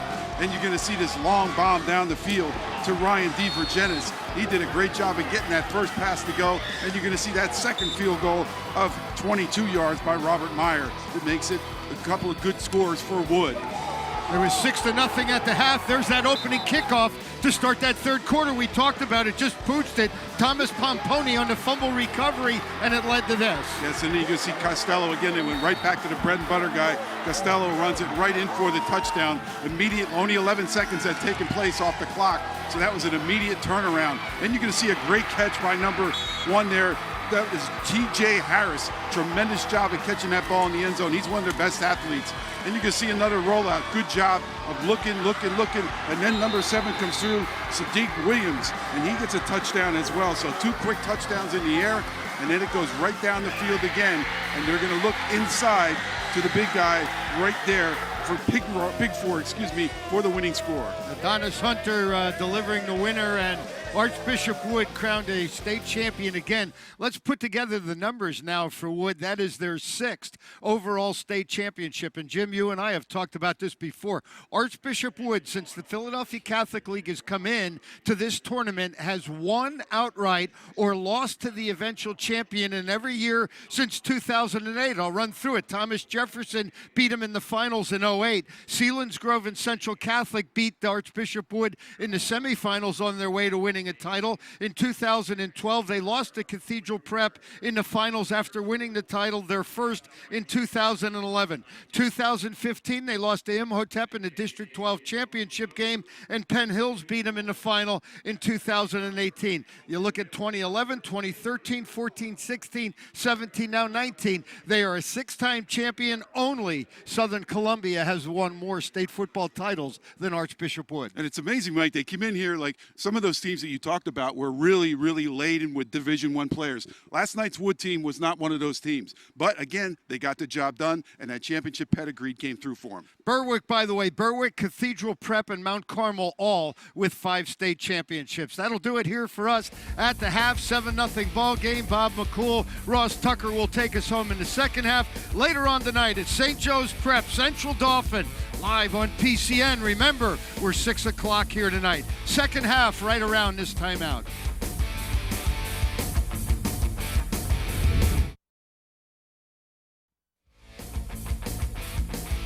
Welcome back. Hershey Park Stadium, Central Valley 7, Wyoming Area 0 in the AAA State Championship game Alongside Ross Tucker, my name is Bob McCool, and if there's a theme for half number one, it's lost opportunities. And it started really on the opening kickoff.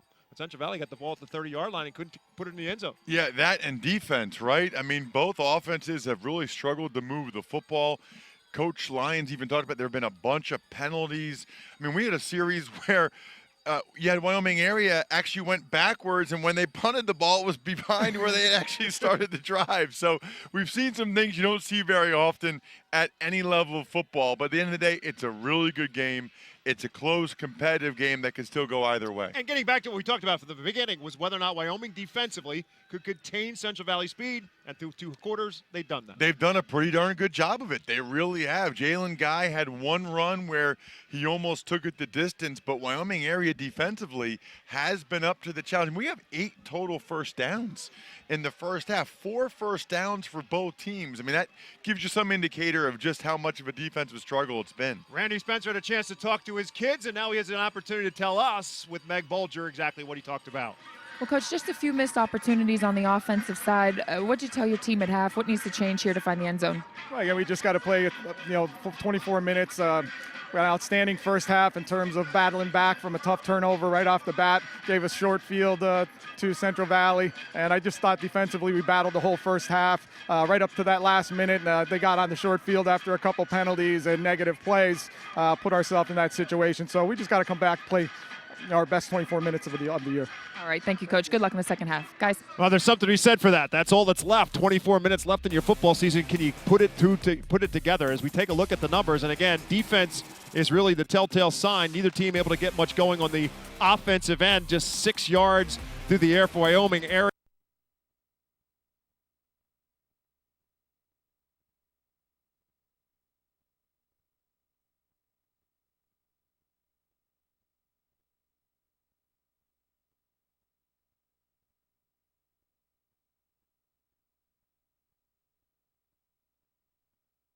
Central Valley gets great field position. They're a lone score of the game. They started it at the Wyoming Area 48-yard line, going in the direction they're going in right now. And this time, they'll start it at the Wyoming Area 49. He's only a freshman. That was a pretty impressive return there by the freshman.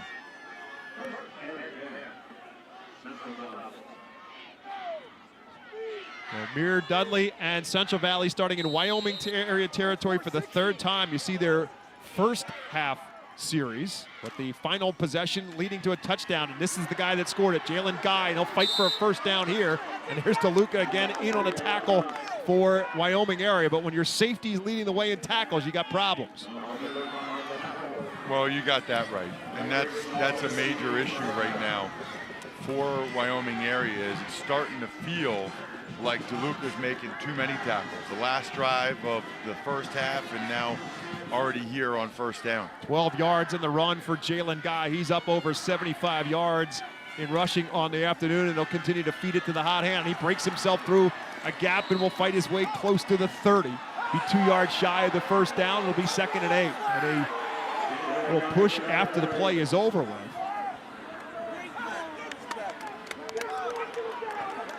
Actually, they spotted right down at the 30, so call that 7-yard gain for Jalen Guy. Make it 2nd and 3. And that's back-to-back runs right up the middle that were very well blocked by Central Valley. They've got something going now, Bob, with back-to-back runs like that. Wyoming Area needs to stiffen. Jalen Guy looking to get over 100 yards for the 7th time this season. Wyoming Area may have jumped. Time to time the blitz. It looked for Wyoming Area, and I think they mistimed it. Yep, 5 yards against Wyoming Area, so it's going to make it 1st and 5.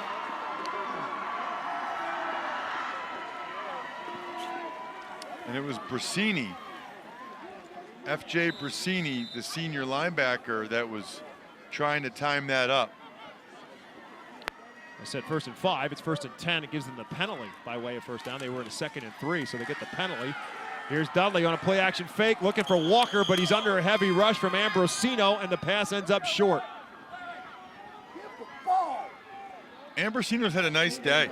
The senior tight end, defensive end, getting pressure there immediately on Amir Dudley.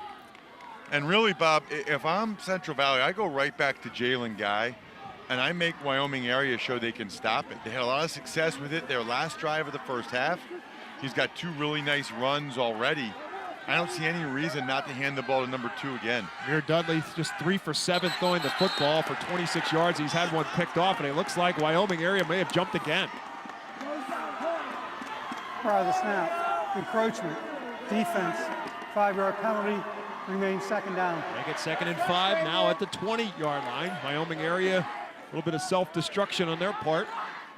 They'll change some personnel as well, as Tom Wojtkowski will now check into the game. And Dante Bavani will check out, and they make that quick snap again with Jalen Guy diving close to the 10, and could be good for another first down. 10 yards on the hook on the pickup for Guy, and it'll be 1st and 10 at the 10. Just methodically running it right up the middle against Wyoming Area now. Every time they give the ball to Guy, going to his left. Seems like that's where he likes to run it. Thompson, the H-back, lined up on a wing to the left, and Guy follows that side. Gets to the 7, to the 6, 5, and spins to about the 3-yard line. Going to be 2nd down and goal to go. They spot him at the 2. That's 8 more for Jalen Guy. And it's starting to feel like a sense of inevitability right here. And once again, Central Valley, they are really quick to huddle, quick to the line of scrimmage. And Wyoming Area is going to have a tough time getting guys off the field again. Exactly what they're trying to do. And they had to call timeout. Yeah, they did. So they're getting to the line of scrimmage quickly. Timeout, Wyoming. And they're forcing Wyoming Area to call the timeout. Mark Lyons talking with Meg Bolger, going to the locker room. He was upset with his team because they tried to do that a couple times in the first half, and they weren't getting guys set and were actually jumping off sides. So clearly this is something that Central Valley does on a regular basis, and that's why he was perturbed by it, because they've done it before, but they weren't executing it properly. They are right now, and it's costing Wyoming Area. It's costing them penalties, it's costing them timeouts, and your Wyoming Area, you might want to think twice about trying to substitute in all these situations because you're getting caught. So with 9 minutes and 41 seconds left to go in the third quarter, opening possession for Central Valley to start this second half. And they start at the Wyoming Area 49-yard line. Right now they are in a 2nd and goal at the 2, trying to give themselves a 2-score lead. Jalen Guy has done all the work to this point. He tried to throw one pass in this drive. It was incomplete. I don't think you'll see a pass here. No, they're going to go back to that power backfield they used effectively on that first drive. And it's Stephon Hall who gets the call. A little misdirection, and Stephon Hall will walk into the end zone. Touchdown, Central Valley. That's that same cross buck action. Fullback fakes one way. Hall comes back, follows Jalen Guy, number 2, right into the end zone. Boy, if you're number 76, Sammy Solomon for Wyoming Area, you can't let Jalen Guy block you like that. You have him by 100 pounds right at the point of attack. That's an easy walk-in touchdown. So an impressive drive for Central Valley coming out of the locker room. And now they've got a guy late coming onto the field as Bryce Wilson will be the holder. Snap is good this time, and the kick is right down the middle, and with 9:40 left to go in the third quarter, Central Valley doubles up their lead. It's now Central Valley 14, Wyoming Area nothing. It started with the good return by the freshman. Thompson broke a couple tackles there to get the ball, and then after that it was a lot of Jalen Guy, number 2. Those inside zone reads, split zones. This time it's a sweep to the left. Got him down there, and then he gets him all the way down near the goal line. Man, he did all the work, and then Hall gets the touchdown. Even Jalen Guy had the big block on the touchdown. Stephon Hall with his 10th rushing touchdown of the season. Meg has more on the junior running back and wide receiver for Central Valley. Well, guys, Jawan and his, I guess, not-so-little brother, Stephon, both earned first-team all-conference honors this year. Senior Jawan Hall said it's a dream come true to be able to play his senior year with his brother, and especially for his parents, too. They're so excited. Coach Lyons said Jawan is the ultimate big brother. When Stephon has success, he's grinning from ear to ear. So he probably liked that one. So you got the Hall brothers on the offensive side. You also have the Fitzsimmons boys up front, the brothers for Central Valley. Sean Fitzsimmons, a sophomore. Reed Fitzsimmons, the senior. in offensive guard. So a lot of brother combinations out here trying to win themselves a state championship. 9:40 left to go in the third. Central Valley 14, Wyoming Area nothing. And Wyoming Area is about to get the football for the first time. This is going to be Brasini on the return for the 20. He'll lateral back to DeLuca. DeLuca dives across the 30 to about the 35-yard line. So they go with the lateral back to get it to the man they want returning it. DeLuca now, a flag just came in now, well after the play was over with. And it might be on Brasini. At the tail end of the play, I saw Brasini give a shot to a Marion Saunders. So instead of starting, if that's the case, instead of starting at the 35, they're going to back them up. Maybe they got the other guy, we'll see. But Brasini's the one that gave a real shot with his left hand. Watch 36, middle of your screen. After the play was over, unsportsmanlike conduct, number 36, Green. After the play was over, unsportsmanlike conduct, number 20, White. Those fouls offset. That's the first unsportsmanlike conduct for each player. So offsetting penalties, they get them both on the shove back and forth, and so when it's all said and done, nothing more in terms of real estate changed, and so Wyoming Area will start 1st and 10 from their 35. Ryan Williams will split out to the right. Riley Rusin splits out to the left. Out of the I formation, it is senior running back Darren Rodney on the handoff, and he'll get about 3 to the 38. If you're Wyoming Area, you don't need to get away from what you've been doing.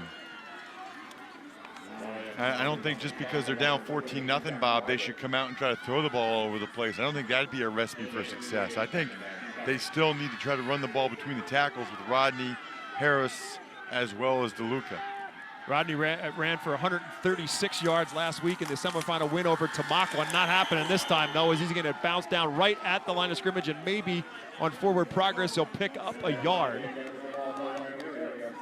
And on the tackle, Samuel Morrell in there defensively for Central Valley to knock Rodney down at the 40, or at the 39, excuse me. And so it'll be 3rd down and 6 coming up for Wyoming Area.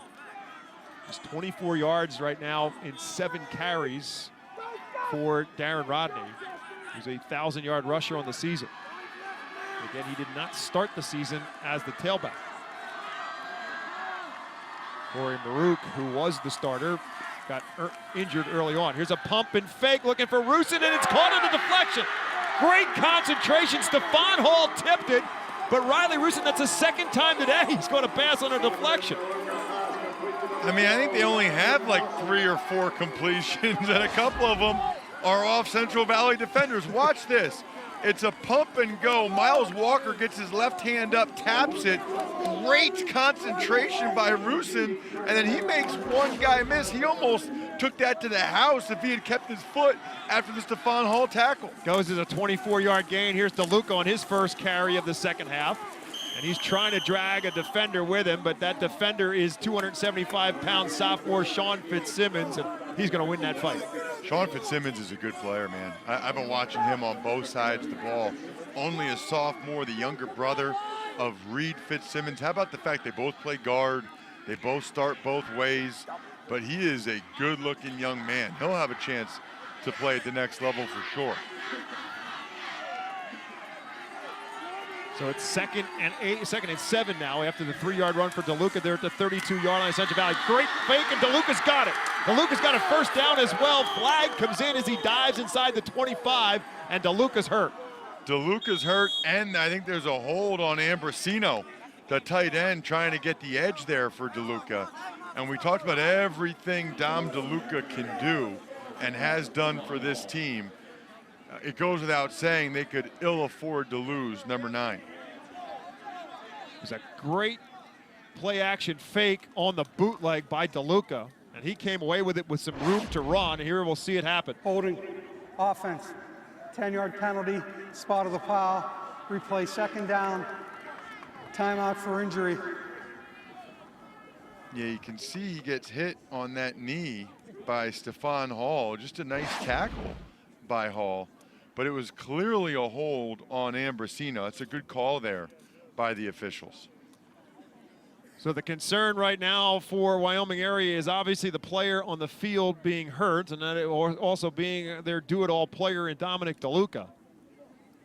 I mean, literally, Bob, if DeLuca can't come back in, Spencer has to get a new quarterback, right, a new safety who's, by the way, made so many tackles it's not even funny, a new punter, a new punt returner, and a new shoelace tire. I mean, you gotta fill a lot of different positions. Yeah, I mean, but in all seriousness, I mean, I say that a lot about high school football. When a guy gets hurt, you're not replacing one player. You're replacing multiple players, and Dominic DeLuca is the embodiment of that. As you can see him trying to walk off the injury to his knee, but in the meantime, it's going to be Jake Williams, the junior quarterback, who will step in. He's 6 foot, he's a 195-pound quarterback, so he's got the physical size of a Dom DeLuca, but he certainly doesn't have the experience of a 3-year starter in DeLuca. And after the penalty on the hold, they're backed up to the 39-yard line, so they're in a 2nd and about 14. You got to throw it right away, and it's going to get picked off. Barbuto was right there. Brian Williams was the intended target, and Barbuto has himself an easy pick.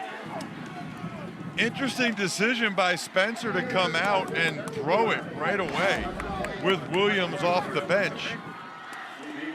He got hit as he was throwing the football, so he wasn't able to get very much on it. We've talked about the ball hawks for Central Valley. You don't want to put the ball up for grabs really among any of these guys for Central Valley. DeLuca's back out there. He's limping a little bit. He's back out there as his free safety now. Wow. After the turnover, the first turnover for Wyoming area in the game. Actually, the second. They fumbled that first opening kickoff, and now Dudley's going for the home run. He's looking for a receiver, and it's broken up. And guess who's in the middle of it? Dominic DeLuca. Right there with Brian Williams defensively. They went for the bomb with Javon Hall. Javon Hall was open for a second, but the recovery of the defense knocks it away. Look at this guy. I love Dom DeLuca. I mean, he does everything. Middle of the field safety. He turns, runs, and just able to get his hand in there. Heck of a throw by Dudley there to Jawan Hall. Watch Dudley right there. Watch right there. Right arm of both Williams and DeLuca. 2nd and 10 as a result. They'll go back to the ground game for Jalen Guy. That's a great gamble, though, by Mark Lyons. You figure, look, DeLuca's hurt. Let's go deep against the safety and see if he can recover. And to his credit, DeLuca got back there and got a hand on it. And he's still gimpy and limping around, but he's not missing the last game of his high school career.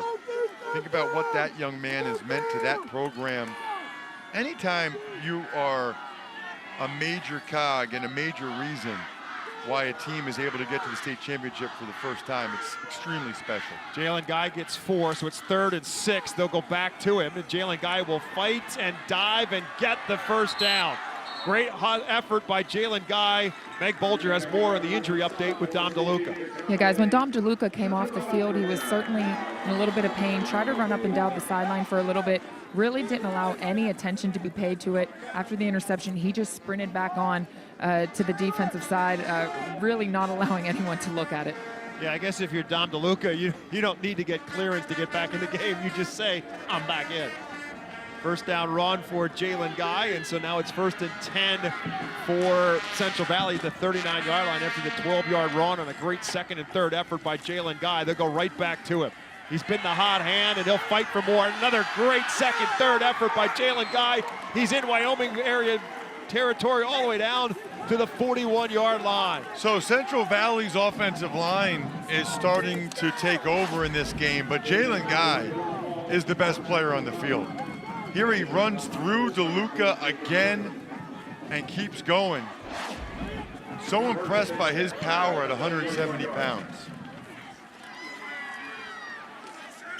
This time, different story. They'll stack him up. Oh. Brasini comes away with the football, but the officials are going to say the play was blown dead after the 2-yard pickup. So it'll be 2nd down and 8.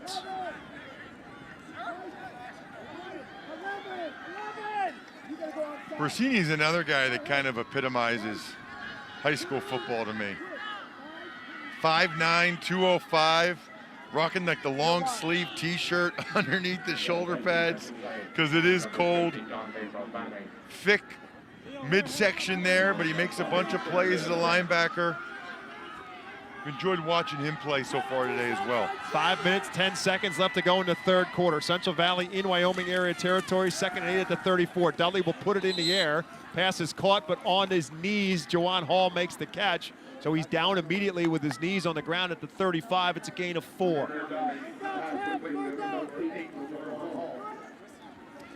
Four down territory, it feels like, for Central Valley, and for Wyoming area to have any chance in this football game, it feels like these next couple plays are very important. They got to get a stop, cannot allow Central Valley to get more points on the board.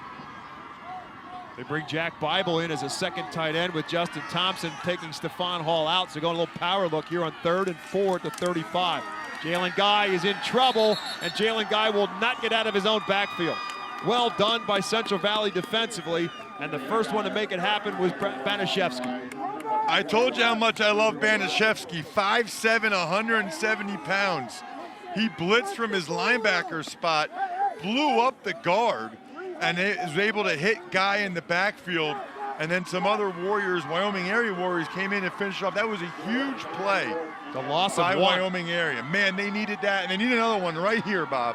4th and 5 as a result of the play. Central Valley obviously will go for it. They're going to go back to that power backfield.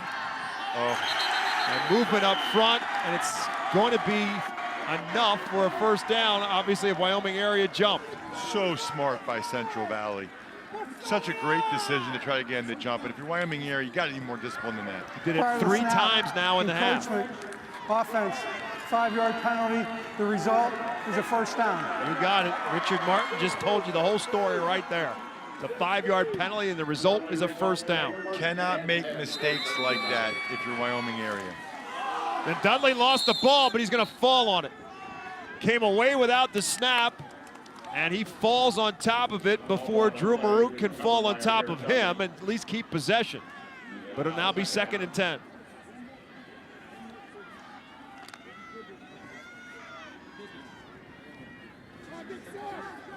So a fortunate break for Amir Dudley, who has not really been a big part of the offense reality for Central Valley. They have not had a whole lot of effect throwing the football or running with it, but this guy has. Jalen Guy continuing to move the pile forward. This time they'll take it inside the 30 to about the 27 and picks up about 3 more. Central Valley does have the wind at their back this quarter, which now has less than 3 minutes left in it. Miles Walker, Stephon Hall are split out to the right. Jawan Hall and Bryce Wilson to the left. On 3rd and about 6, Dudley, little flip out pass, and it's dropped. Miles Walker dropped the football, and then he had room to run. It was going to bring up 4th down instead. And I think they'll go for it here, but Miles Walker had a lot of space. He's their punt returner and kick returner. He would have had a chance to make a play in the open field there. Just has to look the football in. It's a good throw from Dudley. It's in his hands.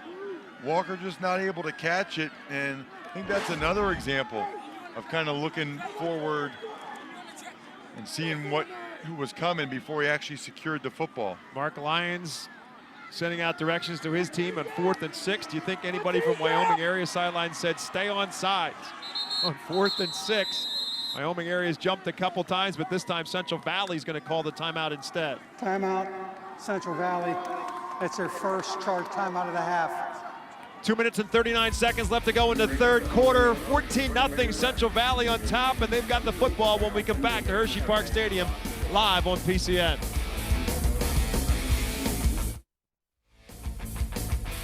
Today's game is brought to you in part by FNCB Bank. FNCB would like to wish the Wyoming Area Warriors good luck in today's championship game. FNCB Bank continues to be one of Northeastern Pennsylvania's premier community banks with a mission to make your banking experience simply better. For more information, visit their Exeter office on Wyoming Avenue or fncb.com. FNCB Bank, member FDIC. Exeter in Luzerne County is the hometown of the Wyoming Area Warriors. They play in the Wyoming Valley Conference in Division III. Dallas, who we saw here on Thursday night in the 4A championship, is also in the Wyoming Valley Conference. They're in Division II of that conference. Central Valley with the lead and the football. They are from Monaca in Beaver County. They are on the longest drive either team has had in this game. This is the 11th play of the drive, and Dudley wants to throw for it on 4th down.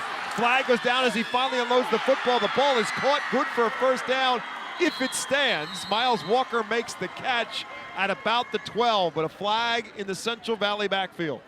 Yeah, and that's going to be a hold. Ambrosino was rushing.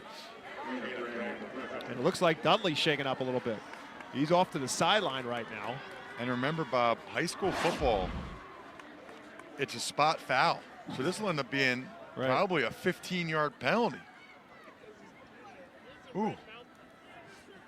Pretty tough shot he took there at the end. Yeah, he was shaken up. They got him to the Caleb sideline. Graham came flying in. But it's still going to be Central Valley football. Offense, 10-yard penalty from the spot of the foul. Replay 4th down. So it will remain 4th down. The question is whether or not Amir Dudley can get back out there and play it for Central Valley, because they're going to be backed up now to the 39-yard line. So it'll be 4th and about 18.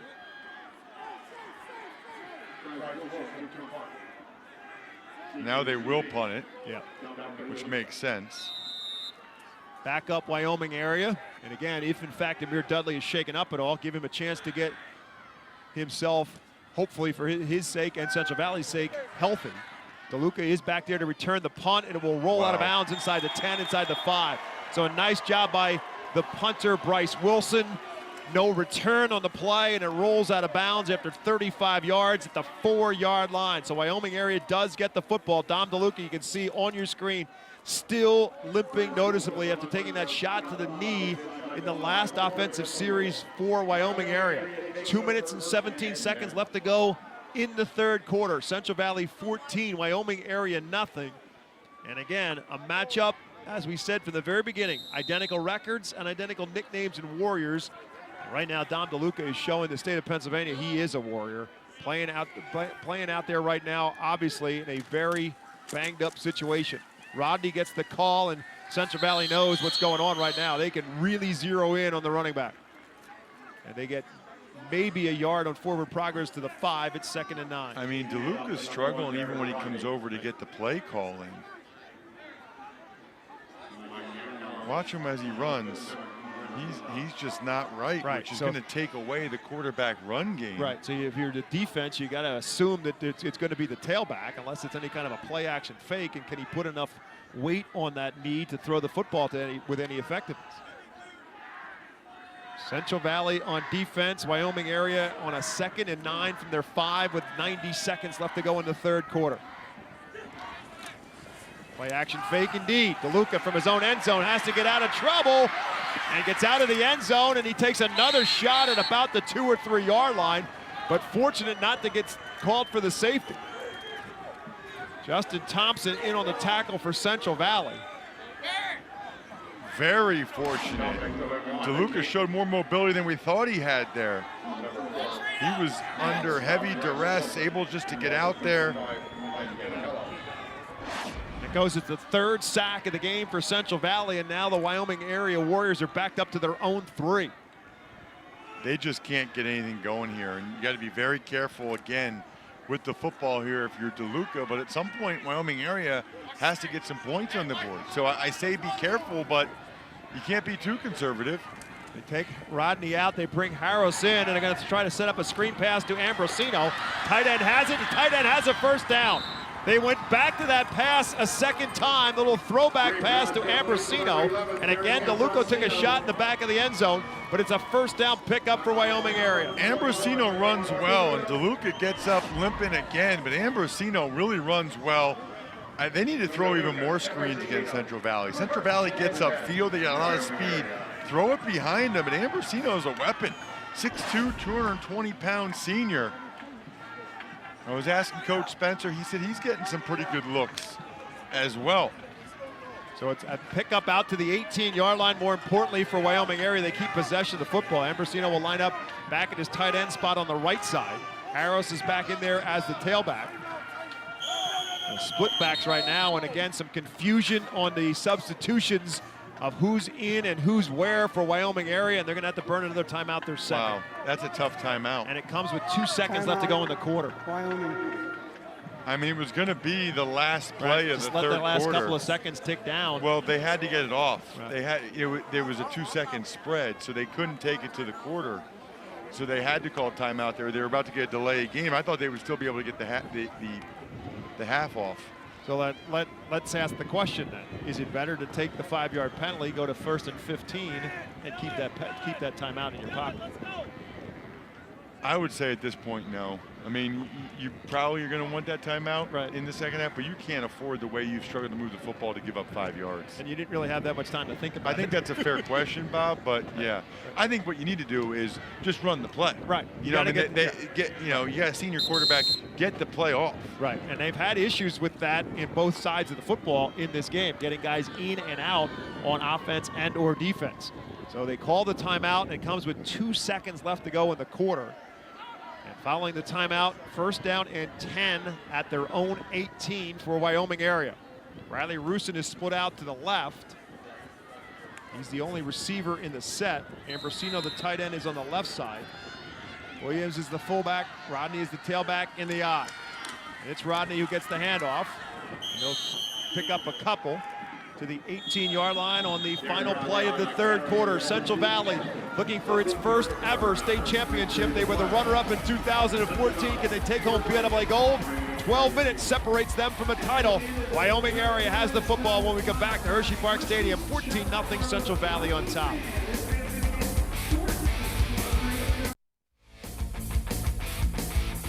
Sports fans remember the 2003, as they called it, the Snowball. Manheim Central, Pine Richland played, everyone. PCN was there, and now you can take a look back. Watch PCN Sports Classics on cable and streaming next Saturday night, December the 14th at 7 o'clock. Manheim Central, Pine Richland, 2003. It was an epic football game, and you can watch the recap of it next Saturday night. Watch the game in its entirety with some updates on what's going on with the players since that time. Manheim Central, Pine Richland, 2003, played right here at Hershey Park Stadium, but the weather was just a little bit different than it is today. Thank goodness. We start the 4th quarter alongside Ross Tucker. Meg Bolger's down on the sideline. My name is Bob McCool. Wyoming Area with the football on a 2nd and 8. They shift out of the backfield. DeLuca's under center, and no one in the backfield behind him. They set up maybe another screen. DeLuca chased out of the pocket. He's going to throw that one away. Brian Williams was his intended target, but he had Fitzsimmons chasing after him. Sean Fitzsimmons, I should be more specific because there are 2 of them out there. Sean, the sophomore, chasing Dom DeLuca. He throws it away. Sean Fitzsimmons really moves well for 6'3", 275, and Dom DeLuca is really not moving well right now. Yeah, and in that situation, that's a bad place to be if we're a quarterback. With a big guy like that chasing you from behind, if he should catch you, you don't want that falling on top of you. So it's now a 3rd and 8. As a result for Wyoming Area from their own 20-yard line. Leo Harris is in the backfield with Williams. They're now split behind DeLuca. Straight drop, looks left, looks right, can't find anybody open, finds himself some time, and it's caught. Riley Rusin has the catch. Riley Rusin's got room to run to the 30, to the 20, to the 10, one man to beat. Touchdown, Wyoming Area.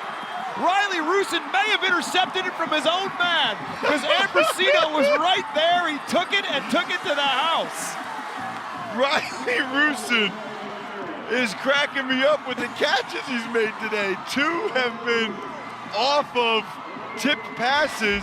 That one, watch DeLuca, okay? DeLuca's under pressure again. I don't know how he escaped right there, and he just chucks it up. He's throwing for Ambrosino. Looks like Ambrosino's gonna get it, but no! Rusin comes flying in. We gotta ask DeLuca after the game who he was throwing that ball to, because he was trying to throw that to Ambrosino, and Rusin comes out of nowhere, intercepts it for a touchdown for his own team. DeLuca will hold. The extra point attempt is up and home. Stanley Bodersky with the extra point, and the deficit has been cut in half. An 80-yard touchdown pass. Dominic DeLuca to Riley Rusin for a score. I will answer your question. If DeLuca says he was throwing it for Rusin, he's lying, because there's not a chance. He didn't see him. There's no way he could have. He was throwing that to Ambrosino without a doubt. Who would have thought that the team in this game with an 80-yard touchdown would be Wyoming Area? Not me, but that just worked out perfectly. I think they even thought the ball was going to Ambrosino. Watch, this is unbelievable. I love high school football. Watch this. Nope, I'm getting it. You know, they're all going that And he way. got 3 defenders around the guy they thought was going to catch the football too. And Rusin could run because Miles Walker had the angle on him and was coming. Rusin had enough, though, to get in the end zone. What a play and what a game again. We are 2 for 2 for me last night, Bob. I love it. That's the second touchdown pass reception of the season for Riley Rusin, and it goes 80 yards, and it cuts the deficit for Wyoming Area at half. It's 14-7. We still got 11:39 left to go. A whole new ball game right now for Wyoming Area. I'm going to tell you right now, Riley Rusin's the first player in Pennsylvania high school state championship history to catch 2 tipped balls and intercept the pass from his own team for a touchdown. That's definitely never happened before. Yeah, they talk about how many times a player was targeted as a receiver. He wasn't targeted on any of them, but he's got 3 of them. And now Central Valley's going to have to try to take some momentum away from Wyoming Area. They're going to get the football. And this will be Jawan Hall on the return. Actually, it's Jalen Guy on the return. He's got some real estate across the 25-30. Nice closing tackle as his legs are taken out from under him by Quay Williamson, and the flags go down. Couple different penalties came out, and now there's guys getting after it after the play.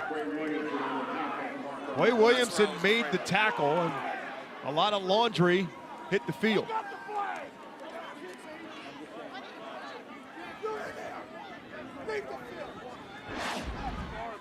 Here's the return. Again, it's Jalen Guy on the kickoff return.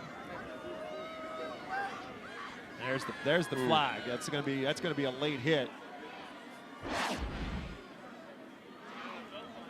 Question is whether there was a second hit that's going to offset it. During the return, block in the back, receiving team, 10-yard penalty from the spot of the foul. After the play was over, personal foul, kicking team will come back 15 yards. It'll be first down. So we'll stay Central Valley football quite obviously on the return. So they'll walk off the 1 penalty. Then we'll turn back and walk off the 15-yard penalty. I always love when they do this. They walk it one Why direction. wouldn't they just walk the other direction 5 yards? They don't want to do the math. They want to walk off the 10 and then they walk off the 15. That's I love amazing. that. They do it all the time, and I love it. Laugh at it every time. That is amazing. It's like it's high school, so we're trying to teach the students That's right. math. It's 10 this way, Minus 15 10 this year plus 15 is a grain net of equals 5. plus 5. Meantime, when it's all said and done, they spot it at the 34-yard line. 11:31 left to go. Should be the Jalen Guy show here now for Central Valley. He gets it on first down. Wyoming Area's thinking that, but Jalen Guy just won't go down on first contact. Keeps driving the legs forward. He takes it all the way out to about the 43 or 44-yard line. That was going to be no gain, and it's a first down. Yeah, it looked like Wyoming Area had that stuffed up pretty well. They got to do a better job than that. They cannot allow Central Valley, and they might get too many guys in the field again. Trying to get one of them off as Jalen Guy again will get the handoff. He's going to be stopped shy of midfield at about the 48, 2nd and 6. Again, they're trying to shuffle players in and out defensively as Wyoming Area, and Central Valley is quick to get to the line of scrimmage and snap the football. Nick Elko on the tackle after a pickup of another 5 for Jalen Guy. Yeah, they need to stop doing that. I mean, they need to just go with what you got. Go with what they have. Central Valley's huddling now. Central Valley's going to start to turn clock a little bit, which I mixed emotions about, Bob. I think when you have the lead in the 4th quarter, I have no problem with ever shortening the game. But they were starting to get Wyoming Area on their heels a little bit with the up-tempo stuff. 2nd and 5 after the run by Jalen Guy. Right back to him, trying to get outside. This time it won't happen. Played perfectly defensively by Drew Burrow. Dropping for a loss back at the 46. It'll bring up 3rd down. How about the freshman making a big play? They tried to run that sweep to the short side again. Watch both guards pull, and you'll see Maruk up to the challenge. Gets in there, brings down Guy. Maruk's a good-looking freshman. 5'11", 180 pounds. Gives him a chance here. This is a gigantic 3rd down play. 3rd and 8 for Central Valley. Dudley again will hand it off to Guy, and Guy gets to midfield, and that's it. Wyoming Area stacks him up. The ball almost came loose. Got a very favorable spot, by the way, too. Yeah, but he's still going to be 3. Whoa, wow, he really did get a favorable spot. It's going to be 4th and about 2. I thought he was at midfield, but he got it spotted all the way to the 48. Turns into about a 6-yard gain. And I think Central Valley might go for it, or at least they're going to try to get him to jump. Try to get Wyoming area to jump. They've done it 3 times successfully in this game.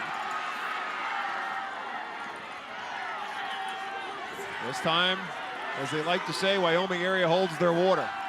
They stay on sides to this point. 4th and 2. Handoff is to Guy. Got him stacked up. Did they get him to keep him for the first down? They did. He is short. And so Wyoming area is going to get the football in great field position. Guess who made the tackle? Number 9.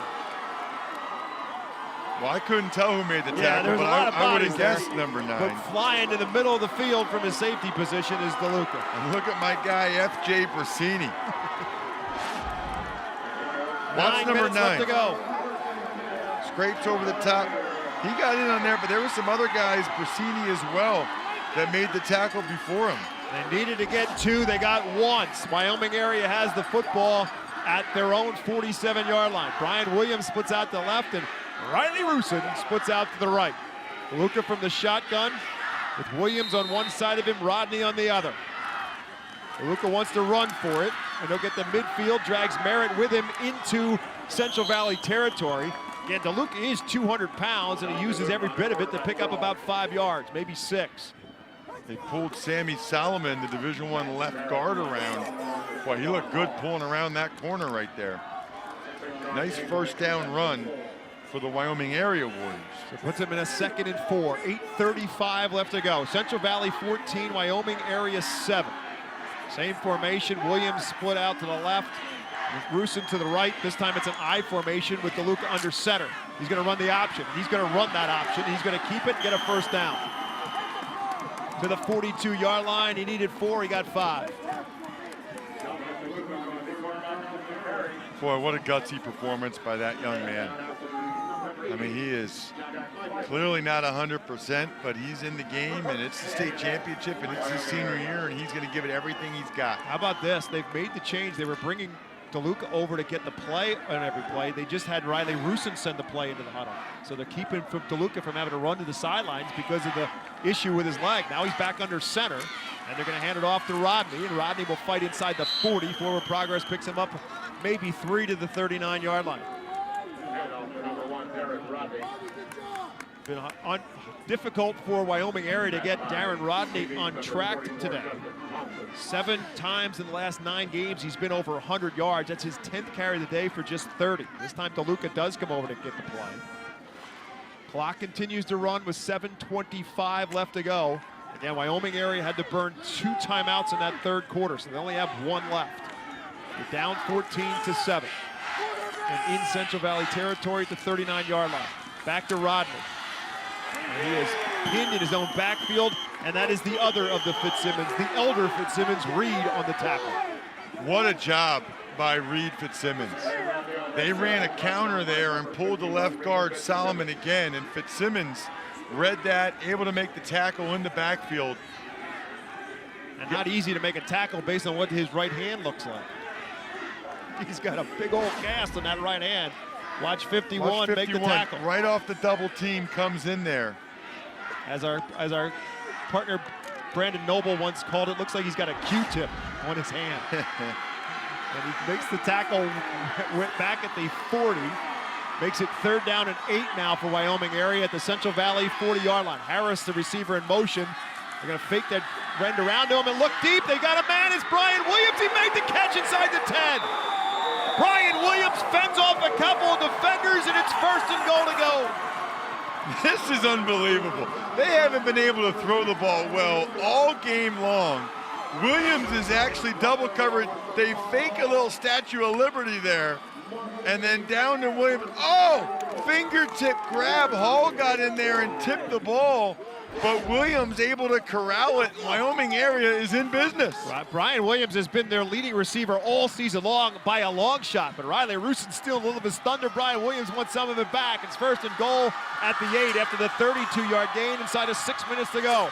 Wyoming area trying to drive for the touchdown. DeLuca wants to keep it himself on a bootleg, but they've got him by the ankle and won't let him go. Bryce Wilson on the tackle. Terrific discipline by Bryce Wilson, the sophomore free safety there. He was ready. It was a nice fake by DeLuca.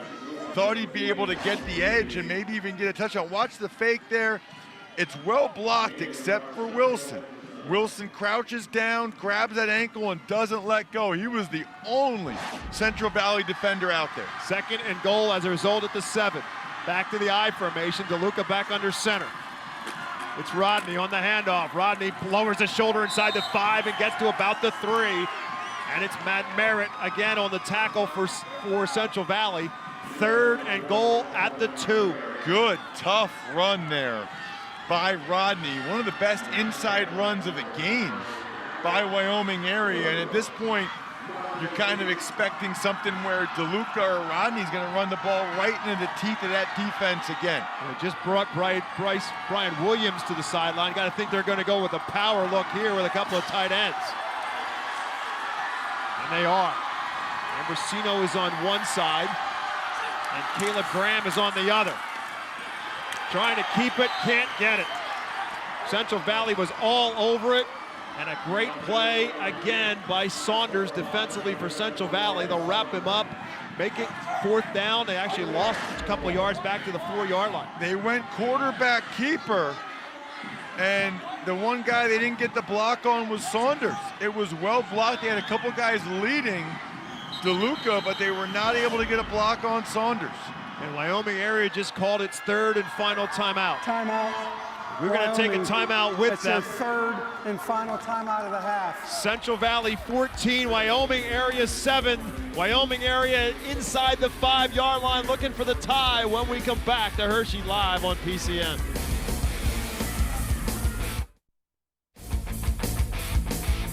Today's game is brought to you in part by FNCB Bank. FNCB would like to wish the Wyoming Area Warriors good luck in today's championship game. FNCB Bank continues to be one of Northeastern Pennsylvania's premier community banks with a mission to make your banking experience simply better. For more information, visit their Exeter office on Wyoming Avenue or fncb.com. FNCB Bank, member FDIC. Wyoming Area never in a state championship. Meg Bolger told you earlier in this game they've never won a state championship in any sport. Here they are looking on a 4th and goal from the 4. DeLuca wants to throw for it. Look into the end zone. Ambrosino's wide open. They're now an extra point away from tying this one up. All of the run action was to the right. They've had a lot of success with screen passes and throwback plays. Ambrosino comes across the formation. He's a nice-looking athlete. Wide open, touchdown, Wyoming Area. Wyoming Area had a combined 30 yards of offense in the first half. Second half, they're over 200 yards, and now an extra point away from tying this one up. Stanley Baderski will kick it. DeLuca will hold it. The snap is good. The hold is down. The kick is through. We're tied with 4:02 left to go in the football game. Down 2 scores. Wyoming Area has responded with 2 scores. We're even at 14. It really started with the 4th down stop. They were able to get the stop, and then DeLuca running the ball up the middle. DeLuca again able to get some yardage, and then this was a big play. Down to Brian Williams. What a catch in traffic. Rodney with the tough run down to the 2, and then the throwback play. Everything's going right except for Ambrosino. Touchdown, Wyoming Area. What a football game. Wyoming Area again is out of timeouts. Central Valley still has 2 of its timeouts left, and 4:02 left to go in the football game. As DeLuca, playing on maybe 1.5, if not 1 leg, is rallied his team through the air with 2 touchdown passes in this second half. One for 80 yards to Riley Rusin. This one from 4 yards to Ambrosino, his 5th touchdown pass of the season. For Dom DeLuca, 21 on the season, throwing touchdown passes, and in his career, 55. Again, he's a 3-year starter at quarterback, and he was over 5,500 total yards running and throwing in his career. He has been held in check running the football tonight, but throwing it here in this 4th quarter has been a different story. Now the kickoff. Fumbling it on the kickoff, and it's Jalen Guy who picks it up at his own 9 and gets popped at about the 19-yard line. Oh my goodness. This game is out of control right now. In a good way. Yes, this is amazing. I mean, it was 14-0 at the end of the third quarter. Watch this hit. Jaden Rusin, number 59, who makes the hit. Oh my gosh. This whole game is full of legends right now. I mean, there are kids that are making themselves famous in their hometown for years to come. The hometown of Exeter for Wyoming area, the hometown of Monaca for Central Valley. Dudley wants to throw for it. He's got 3 Wyoming area defenders around him, and he's going to be dropped back at the 12-yard line. A loss of 8 on the play, and Central Valley starts out with a thud. They have not been able to get Dudley on the edge at all in this game. They fake it to Guy this time. They've had a lot of success with Guy up the middle. Ambrosino, 11, is there, as is Caleb Graham. Both those kids about 6'2", 6'3", 220. They run well. Nice, good-looking pair of DNs. 2nd and 18. They play action, fake it. They dump it off, looking to get Miles Walker some space. He's got space. He's got the first down and more. Across the 30, makes another man miss. Still on his feet and out close to midfield, bumped out of bounds at about the 45, 46-yard line. Wow, what a turn of events right there. Just when you think after that first down play that Wyoming area is going to be able to stop them, Dudley gets it out, and this play right here, just that quick way to the outside. If you're Williams there, you got to force him to go back inside to the other guys on defense. Dudley just doubled his passing yards from 30 to 64 on that 34-yard gain. Back to the ground game. The Wyoming area will wrap up Jalen Guy right at the line of scrimmage. No gain on the play, as the tackle is made by Dante Bavani, one of the defensive tackles in that 5-man defensive front. Approaching 30 carries on the night now for Jalen Guy. He's got his team in a second, call it 9 at the 47-yard line. Clock now at 2:40 and counting for Central Valley. Tied at 14. Guy trying to go off right side. He gets popped again. Harris was there. Sammy Solomon was there. And that's a 300-pound pop on the running back in Sammy Solomon. Really nice job there by both Harris as well as Solomon. Brings up 3rd and 7 now for Central Valley. They have not had tremendous success throwing the ball today, Bob. I mean, other than that last play with Walker, he did all that work on his own. Yeah, they have not thrown the ball nearly as well as they did all season, that's for sure. 3rd and 7 as a result at the 49-yard line. Walker is slot to the left. And a whistle and a timeout going to be called. Central Valley will call its second timeout right here. PIAA championship games are the exclusive property of the PIAA. Television coverage is licensed to PCN, whose exclusive rights are protected by federal copyright law. Any retransmission of any kind or other use of the television coverage of this game without the express written consent of PIAA is prohibited by law. 1:55 left in the 3A championship game, going down to the wire between Central Valley and Wyoming area. Both teams 13-1 coming in. Wyoming area, the District 2 champion. Central Valley, the District 7 champion. They're tied at 14. And following Central Valley's timeout, they're in a 3rd and 7 at their own 49-yard line. You're up to date. But if you're just tuning in now, you've missed yourself a great football game. Yeah, these games get replayed here on PCN. Oh, absolutely. Go ahead right now and set your DVR for this one. And I'm not saying that just so you can see the handsome fellas at the start of the game. I want you to be able to see this whole thing. Because however it ends at this point, Bob, I'm telling you, there are legends being made. Stephon Hall will split out to his left side. Right side will be Jawan Hall and Miles Walker, with Walker in the slot. 3rd and 7. Now Walker will go in motion. Dudley juggled the snap for a moment. The pass is knocked up in the air and going to fall incomplete. It was Caleb Graham who got his hands up there and knocked it in the air. I'm surprised Riley Rusin wasn't there to catch it. He doesn't play defense, well, but yeah, he should have. He's caught every other deflected pass. Left side of your screen, watch Graham, gets the right hand up. That ball was in the air for a little while there, Bob. A lot of times those things do get picked off, and they're going to punt it away, which I think is the right decision. So Bryce Wilson will punt it. DeLuca again is the return man. Going into the wind on the punt, and I don't know if they got a piece of that or not, but it's out of bounds on a very short kick. We'll see where they spot it out of bounds. And now some pushing and shoving after it's over with. The last thing anybody needs right now is a personal foul. There are 2 flags, however, on the far end of the field. Yeah, these guys got to be smarter at this point. Allow cooler heads to prevail. You're trying to win a state championship.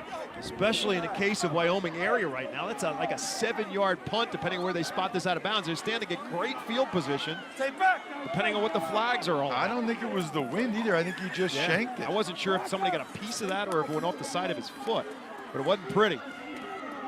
It was not pretty for sure, as the officials are conferring. Again, there were 2 flags thrown on the play.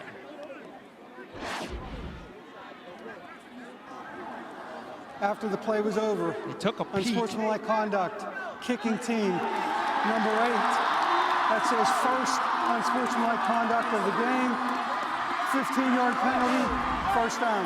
Wow, that is huge for Wyoming area. That gives them a first down in Central Valley territory after they walk off the 15 yards. Wow.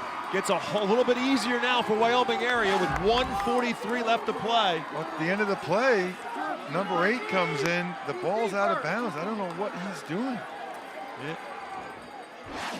Harrows did a nice job staying on the field. I mean, Hall comes in, the senior, knocks him down, then pushes him down, says something to him, just unnecessary. And as a result, Wyoming area starts in the Central Valley 43. DeLuca designed quarterback draw play, but Central Valley's all over the quarterback, and he'll fight for a couple, give him to the 40 and make it a 2nd and 7. Yeah, I probably would stay away from a lot of the quarterback run stuff. DeLuca's just not himself right now.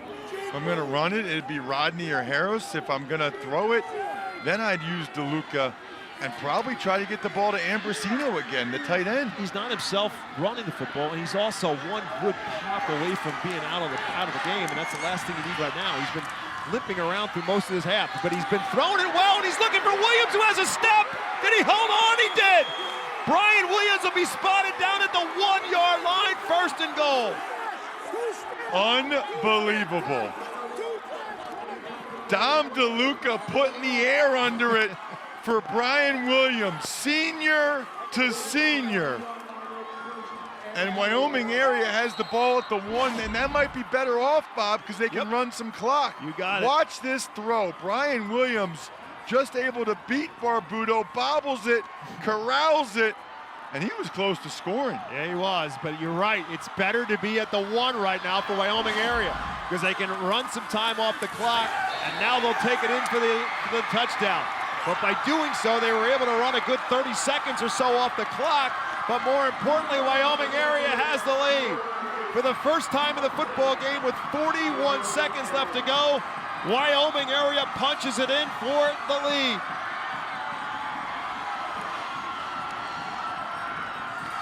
What an incredible football game. They go with the power backfield. DeLuca, the quarterback keeper, takes it home for his 13th rushing touchdown of the season. Right behind his big left guard, Sammy Solomon. It was 14-0 at the end of the 3rd quarter. About to be 21 unanswered points by Wyoming area. The extra point is good, but a flag on the play. Don't forget about that personal foul penalty. It made it a shorter field for them to work with. Wyoming area jumped, so they're going to have to kick it a little bit further back. It's still important because there's still 41 seconds left to go in this game, and with the explosiveness of Central Valley. False start, offense, 5-yard penalty, replay the try. If you're on Wyoming area, you can't get in a situation of caught celebrating a little bit because this is not over. DeLuca gets the touchdown from a yard out. Again, he'll be the holder on the extra point attempt by Stanley Modersky.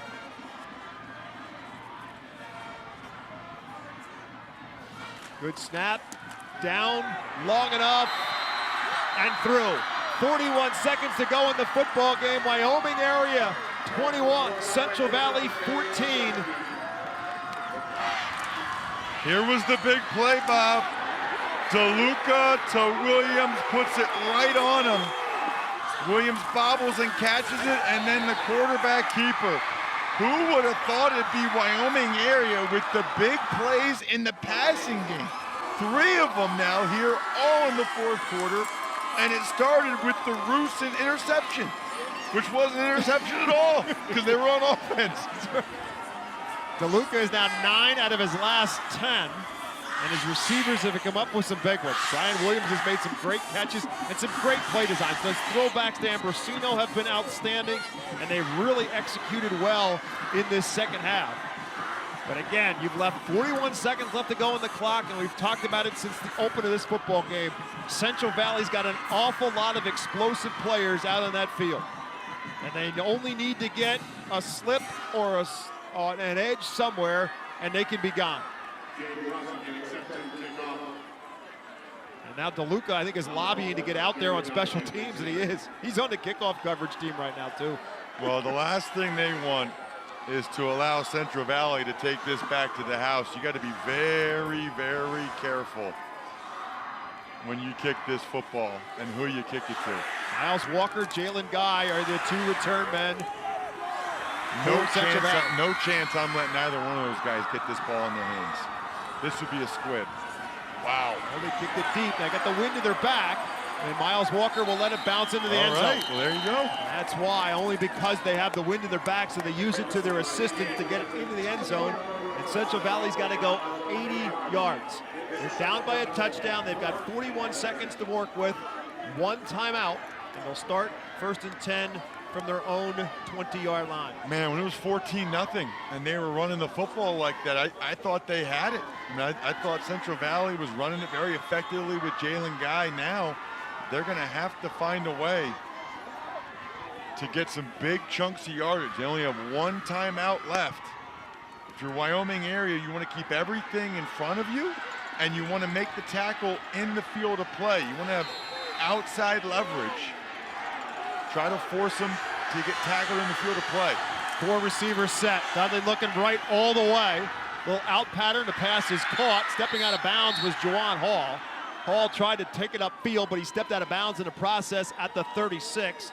It is a 1st down pickup. 33 seconds left to go. Yeah, he tried to come back in the field of play. He had it right the first time. You got to go out of bounds right there and stop the clock. That's too big a chunk of yardage for Wyoming area to give up, and they got to make the tackle in bounds. Makes a huge difference.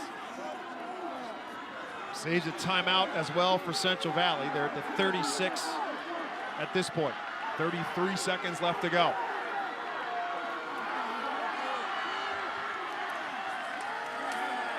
Dudley in trouble, and he's going down, and Ambrosino's got him. Going to get a sack, and it's going to force them to call it their final timeout. Yeah, you just can't take a sack in that situation. You got to somehow throw the ball away, something. Timeout, Central Valley. That's Right side of your screen, Ambrosino Ambrosino. being blocked one-on-one by a back, Jalen Guy. I don't love that scheme at all. And Ambrosino is a talented enough player. He's going to make Jalen Guy miss and get in on there on the sack. 3rd sack of the game for the Wyoming area defense, and none more important than that one. 25 seconds now left on the game clock, and it forces Mark Lyons to call his 3rd and final timeout. So now if you're Central Valley, you absolutely have to get out of bounds. Clock stops on the 1st down to move the chains, but once the chains are reset, then the clock starts to run. They're at the 30-yard line. It's 2nd and 17.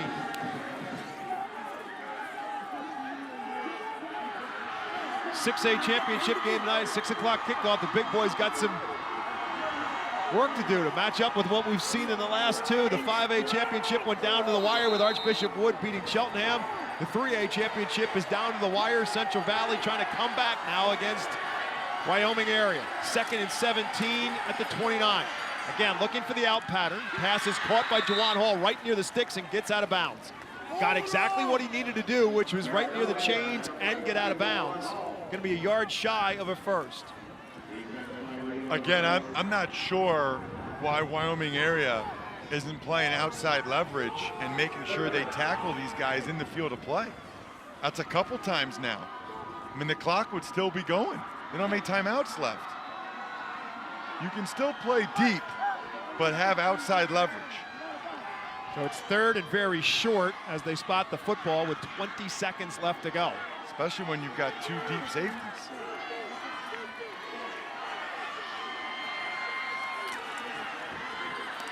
This one is deflected, and it's Graham again who gets his hands on it. Second time that Caleb Graham has got his mitts up there and deflected, and it's 4th down. They were just trying to run a short route there to try to get the first down. This could be the ball game. Absolutely. Central Valley needs to pick up the first down to get the first to keep the game alive, and they're in a very short 4th down. I mean, they could pick up the first down, stop the clock until they move the chains, but they're down to 17, but they've got to keep the ball, so maybe you just pick up the first down here. Flanker screen to Juwan Hall, and he's not going to get there. Wow. They're all over it, and he gets nothing. Wyoming Area is going to win the football game. That's a game. Extremely well read by Wyoming Area. They were all over Juwan Hall. They actually lost a yard on the play. Leo Harris is shaken up on the play. That pain will go away pretty quickly because he's going to walk the other side of the field knowing they're going to win it. Here comes the defensive play.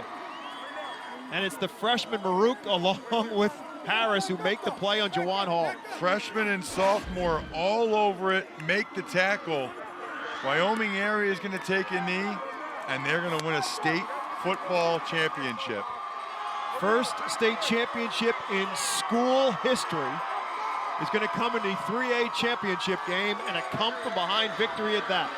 Victory formation for Wyoming Area, and how appropriate for a team of Warriors is it that Dom DeLuca gets to take the snap and the knee. This is unbelievable. I mean, I've done a lot of games with you here, Bob. This might be the #1 game.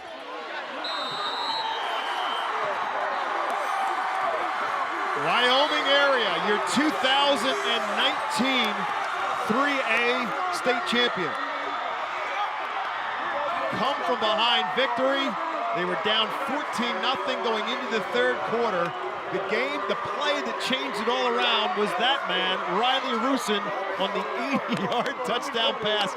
They got him on the board, got it to a 14-7 game, but clearly changed the momentum of this football game in Wyoming Area's favor. It really did. That play where Rusin, the ball wasn't even being thrown to him, we don't think, came out of nowhere, caught the pass, and went 80 yards. What an unbelievable game between two fantastic AAA football teams. That's going to do it for the regular portion of our game, but don't go anywhere. We've got some medals to hand out and words with winning coach and player of the game, all when we come back to Hershey Park Stadium. Wyoming Area is your champion in 3A, 21-14.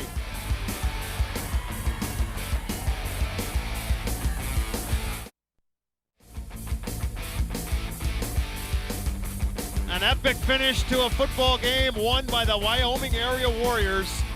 They win it again. They come from behind, down 2 scores heading into the 4th quarter, and Wyoming Area wins it by a final score of 21-14. Central Valley, for the 2nd time in program history, finishes as the runner-up. They were the runner-up in 2014 in this AAA game, and now here again in 2019. District 7 champions. Wyoming Area, the District 2 champions, first time in program history, will take home PIAA gold.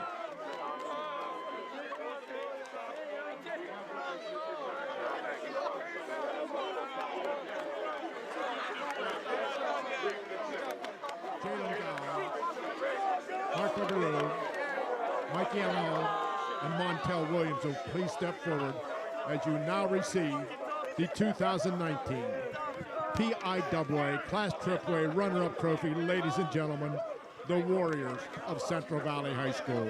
Congratulations.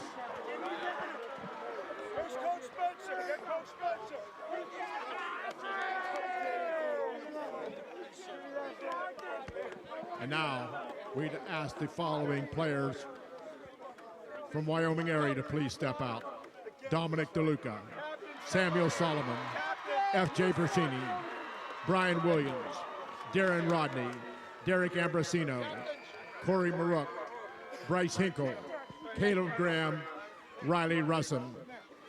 We are honored to have with us District 2 Chairman Mr. Frank Majikis, who will now present the 2019 PIAA Class AAA Championship Trophy. Ladies and gentlemen, it's the Warriors of Wyoming Area High School. So Wyoming Area wins it, and it's time for our player of the game. Our player of the game, who else would it be but Dominic DeLuca, the man who engineered the comeback throughout this football game, and he made a good defensive play as well. He had an interception early on in this football game, playing from his free safety spot, but it was by his moxie and his arm that he got it going first up with the 80-yard hookup to Riley Rusin. He certainly threw the ball a lot better after he got hurt, that's for sure. It was unbelievable. This is the last play to Brian Williams, putting the air under it. Perfect throw to Williams, and then he runs in for the touchdown. Man who did a little bit of everything today, including tying some shoelaces of his teammates, ties a championship for Wyoming Area. Our player of the game is brought to you by Lebanon Valley College, listed #1 in Pennsylvania for job placement. Lebanon Valley College will get you career ready. Visit the campus and find out why their students are so successful. Undergraduate and graduate programs available for traditional and adult learners. Visit lvc.edu. Wyoming Area has the trophy, and right now Meg Bolger has the winners.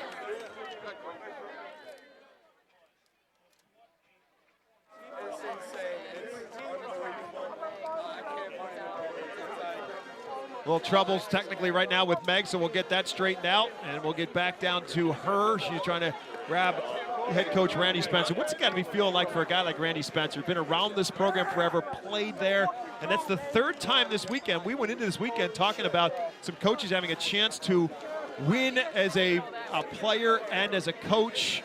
And now here's Randy Spencer. He never obviously won one. Wyoming Area's never been there, but he's been around this program forever. Finally gets them to their first ever state championship, and now they win it. So what a great feeling it's got to be for Randy Spencer, especially when you factor in all the health issues he had going into the beginning of this season. And so now let's check in with Meg, with that coach, and our player of the game. We're all a little battle tested after that, I think, Coach. We talked about at half about getting some offense going. On one leg, Dom DeLuca comes out, gets it in the air a few times. I mean, talk about the fight in these kids. Yeah, again, we talked about how we needed to play our best 24 minutes of football, and it's amazing after all the football we played that these guys brought their best out that last 24 minutes. But they've done nothing but step up and believe all year long, and a testament to that right here, Dom DeLuca, state championship team, and a heck of a player and a leader right here, Dom. Coach, talk about what it means to this community as you hear everyone still in the stands to bring the first state title back to Wyoming Area. Just been so fortunate to be a part of our program for so long, and we've had so many great teams that have gone on runs, and we either ran into a state champion or just didn't get it finished. But for these guys to take it through to the finish line, everybody played in our program's history today with these guys, and they got it done. So I can't tell you what it means to us and how proud we are. Coach, personally, just talk about how special this is after what you've overcome over the summer, and to be battle back and coach every single game with these kids, and now to have this outcome. I can't even imagine the emotions you must be experiencing. Yeah, I'm just very emotional right now, but again, just an amazing, incredible opportunity to share a slice of life and piece of football life with these guys, and to be a part of that with them, and hopefully touch them and have them take that forward with them the rest of their lives. I'm so blessed and happy. That's amazing, Coach. Congratulations. Thank you. Well, Dom, man, I don't even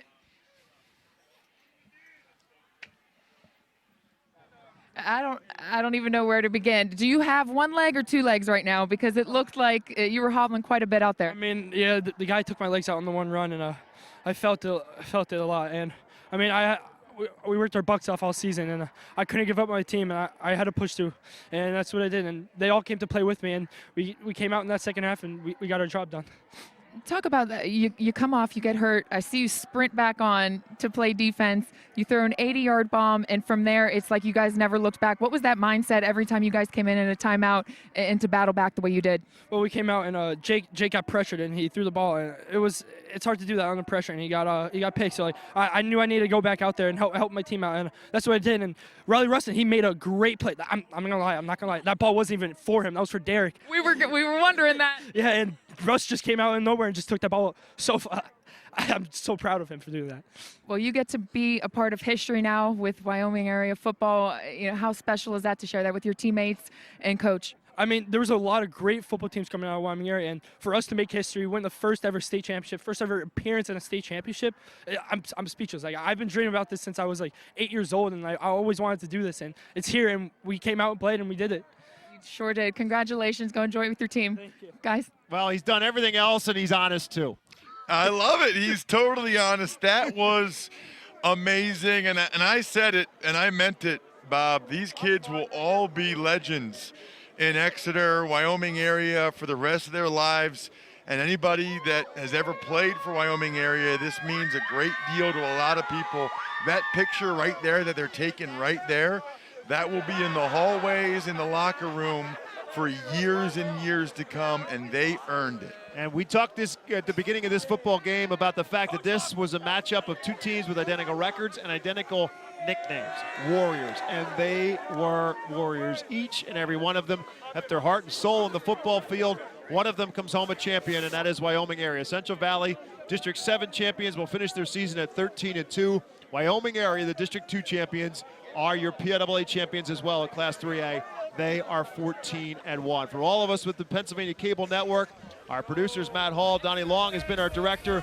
For Meg Bolger on the sidelines, Ross Tucker with me in the booth. My name is Bob McCool. Don't forget, more football comes your way tonight. 6 o'clock is kickoff time, the 6A championship game. St. Joe's Prep, Central Dauphin. We'll have it for you right here on PCN. Until then, have yourselves a great afternoon, everyone, and thanks for watching high school football.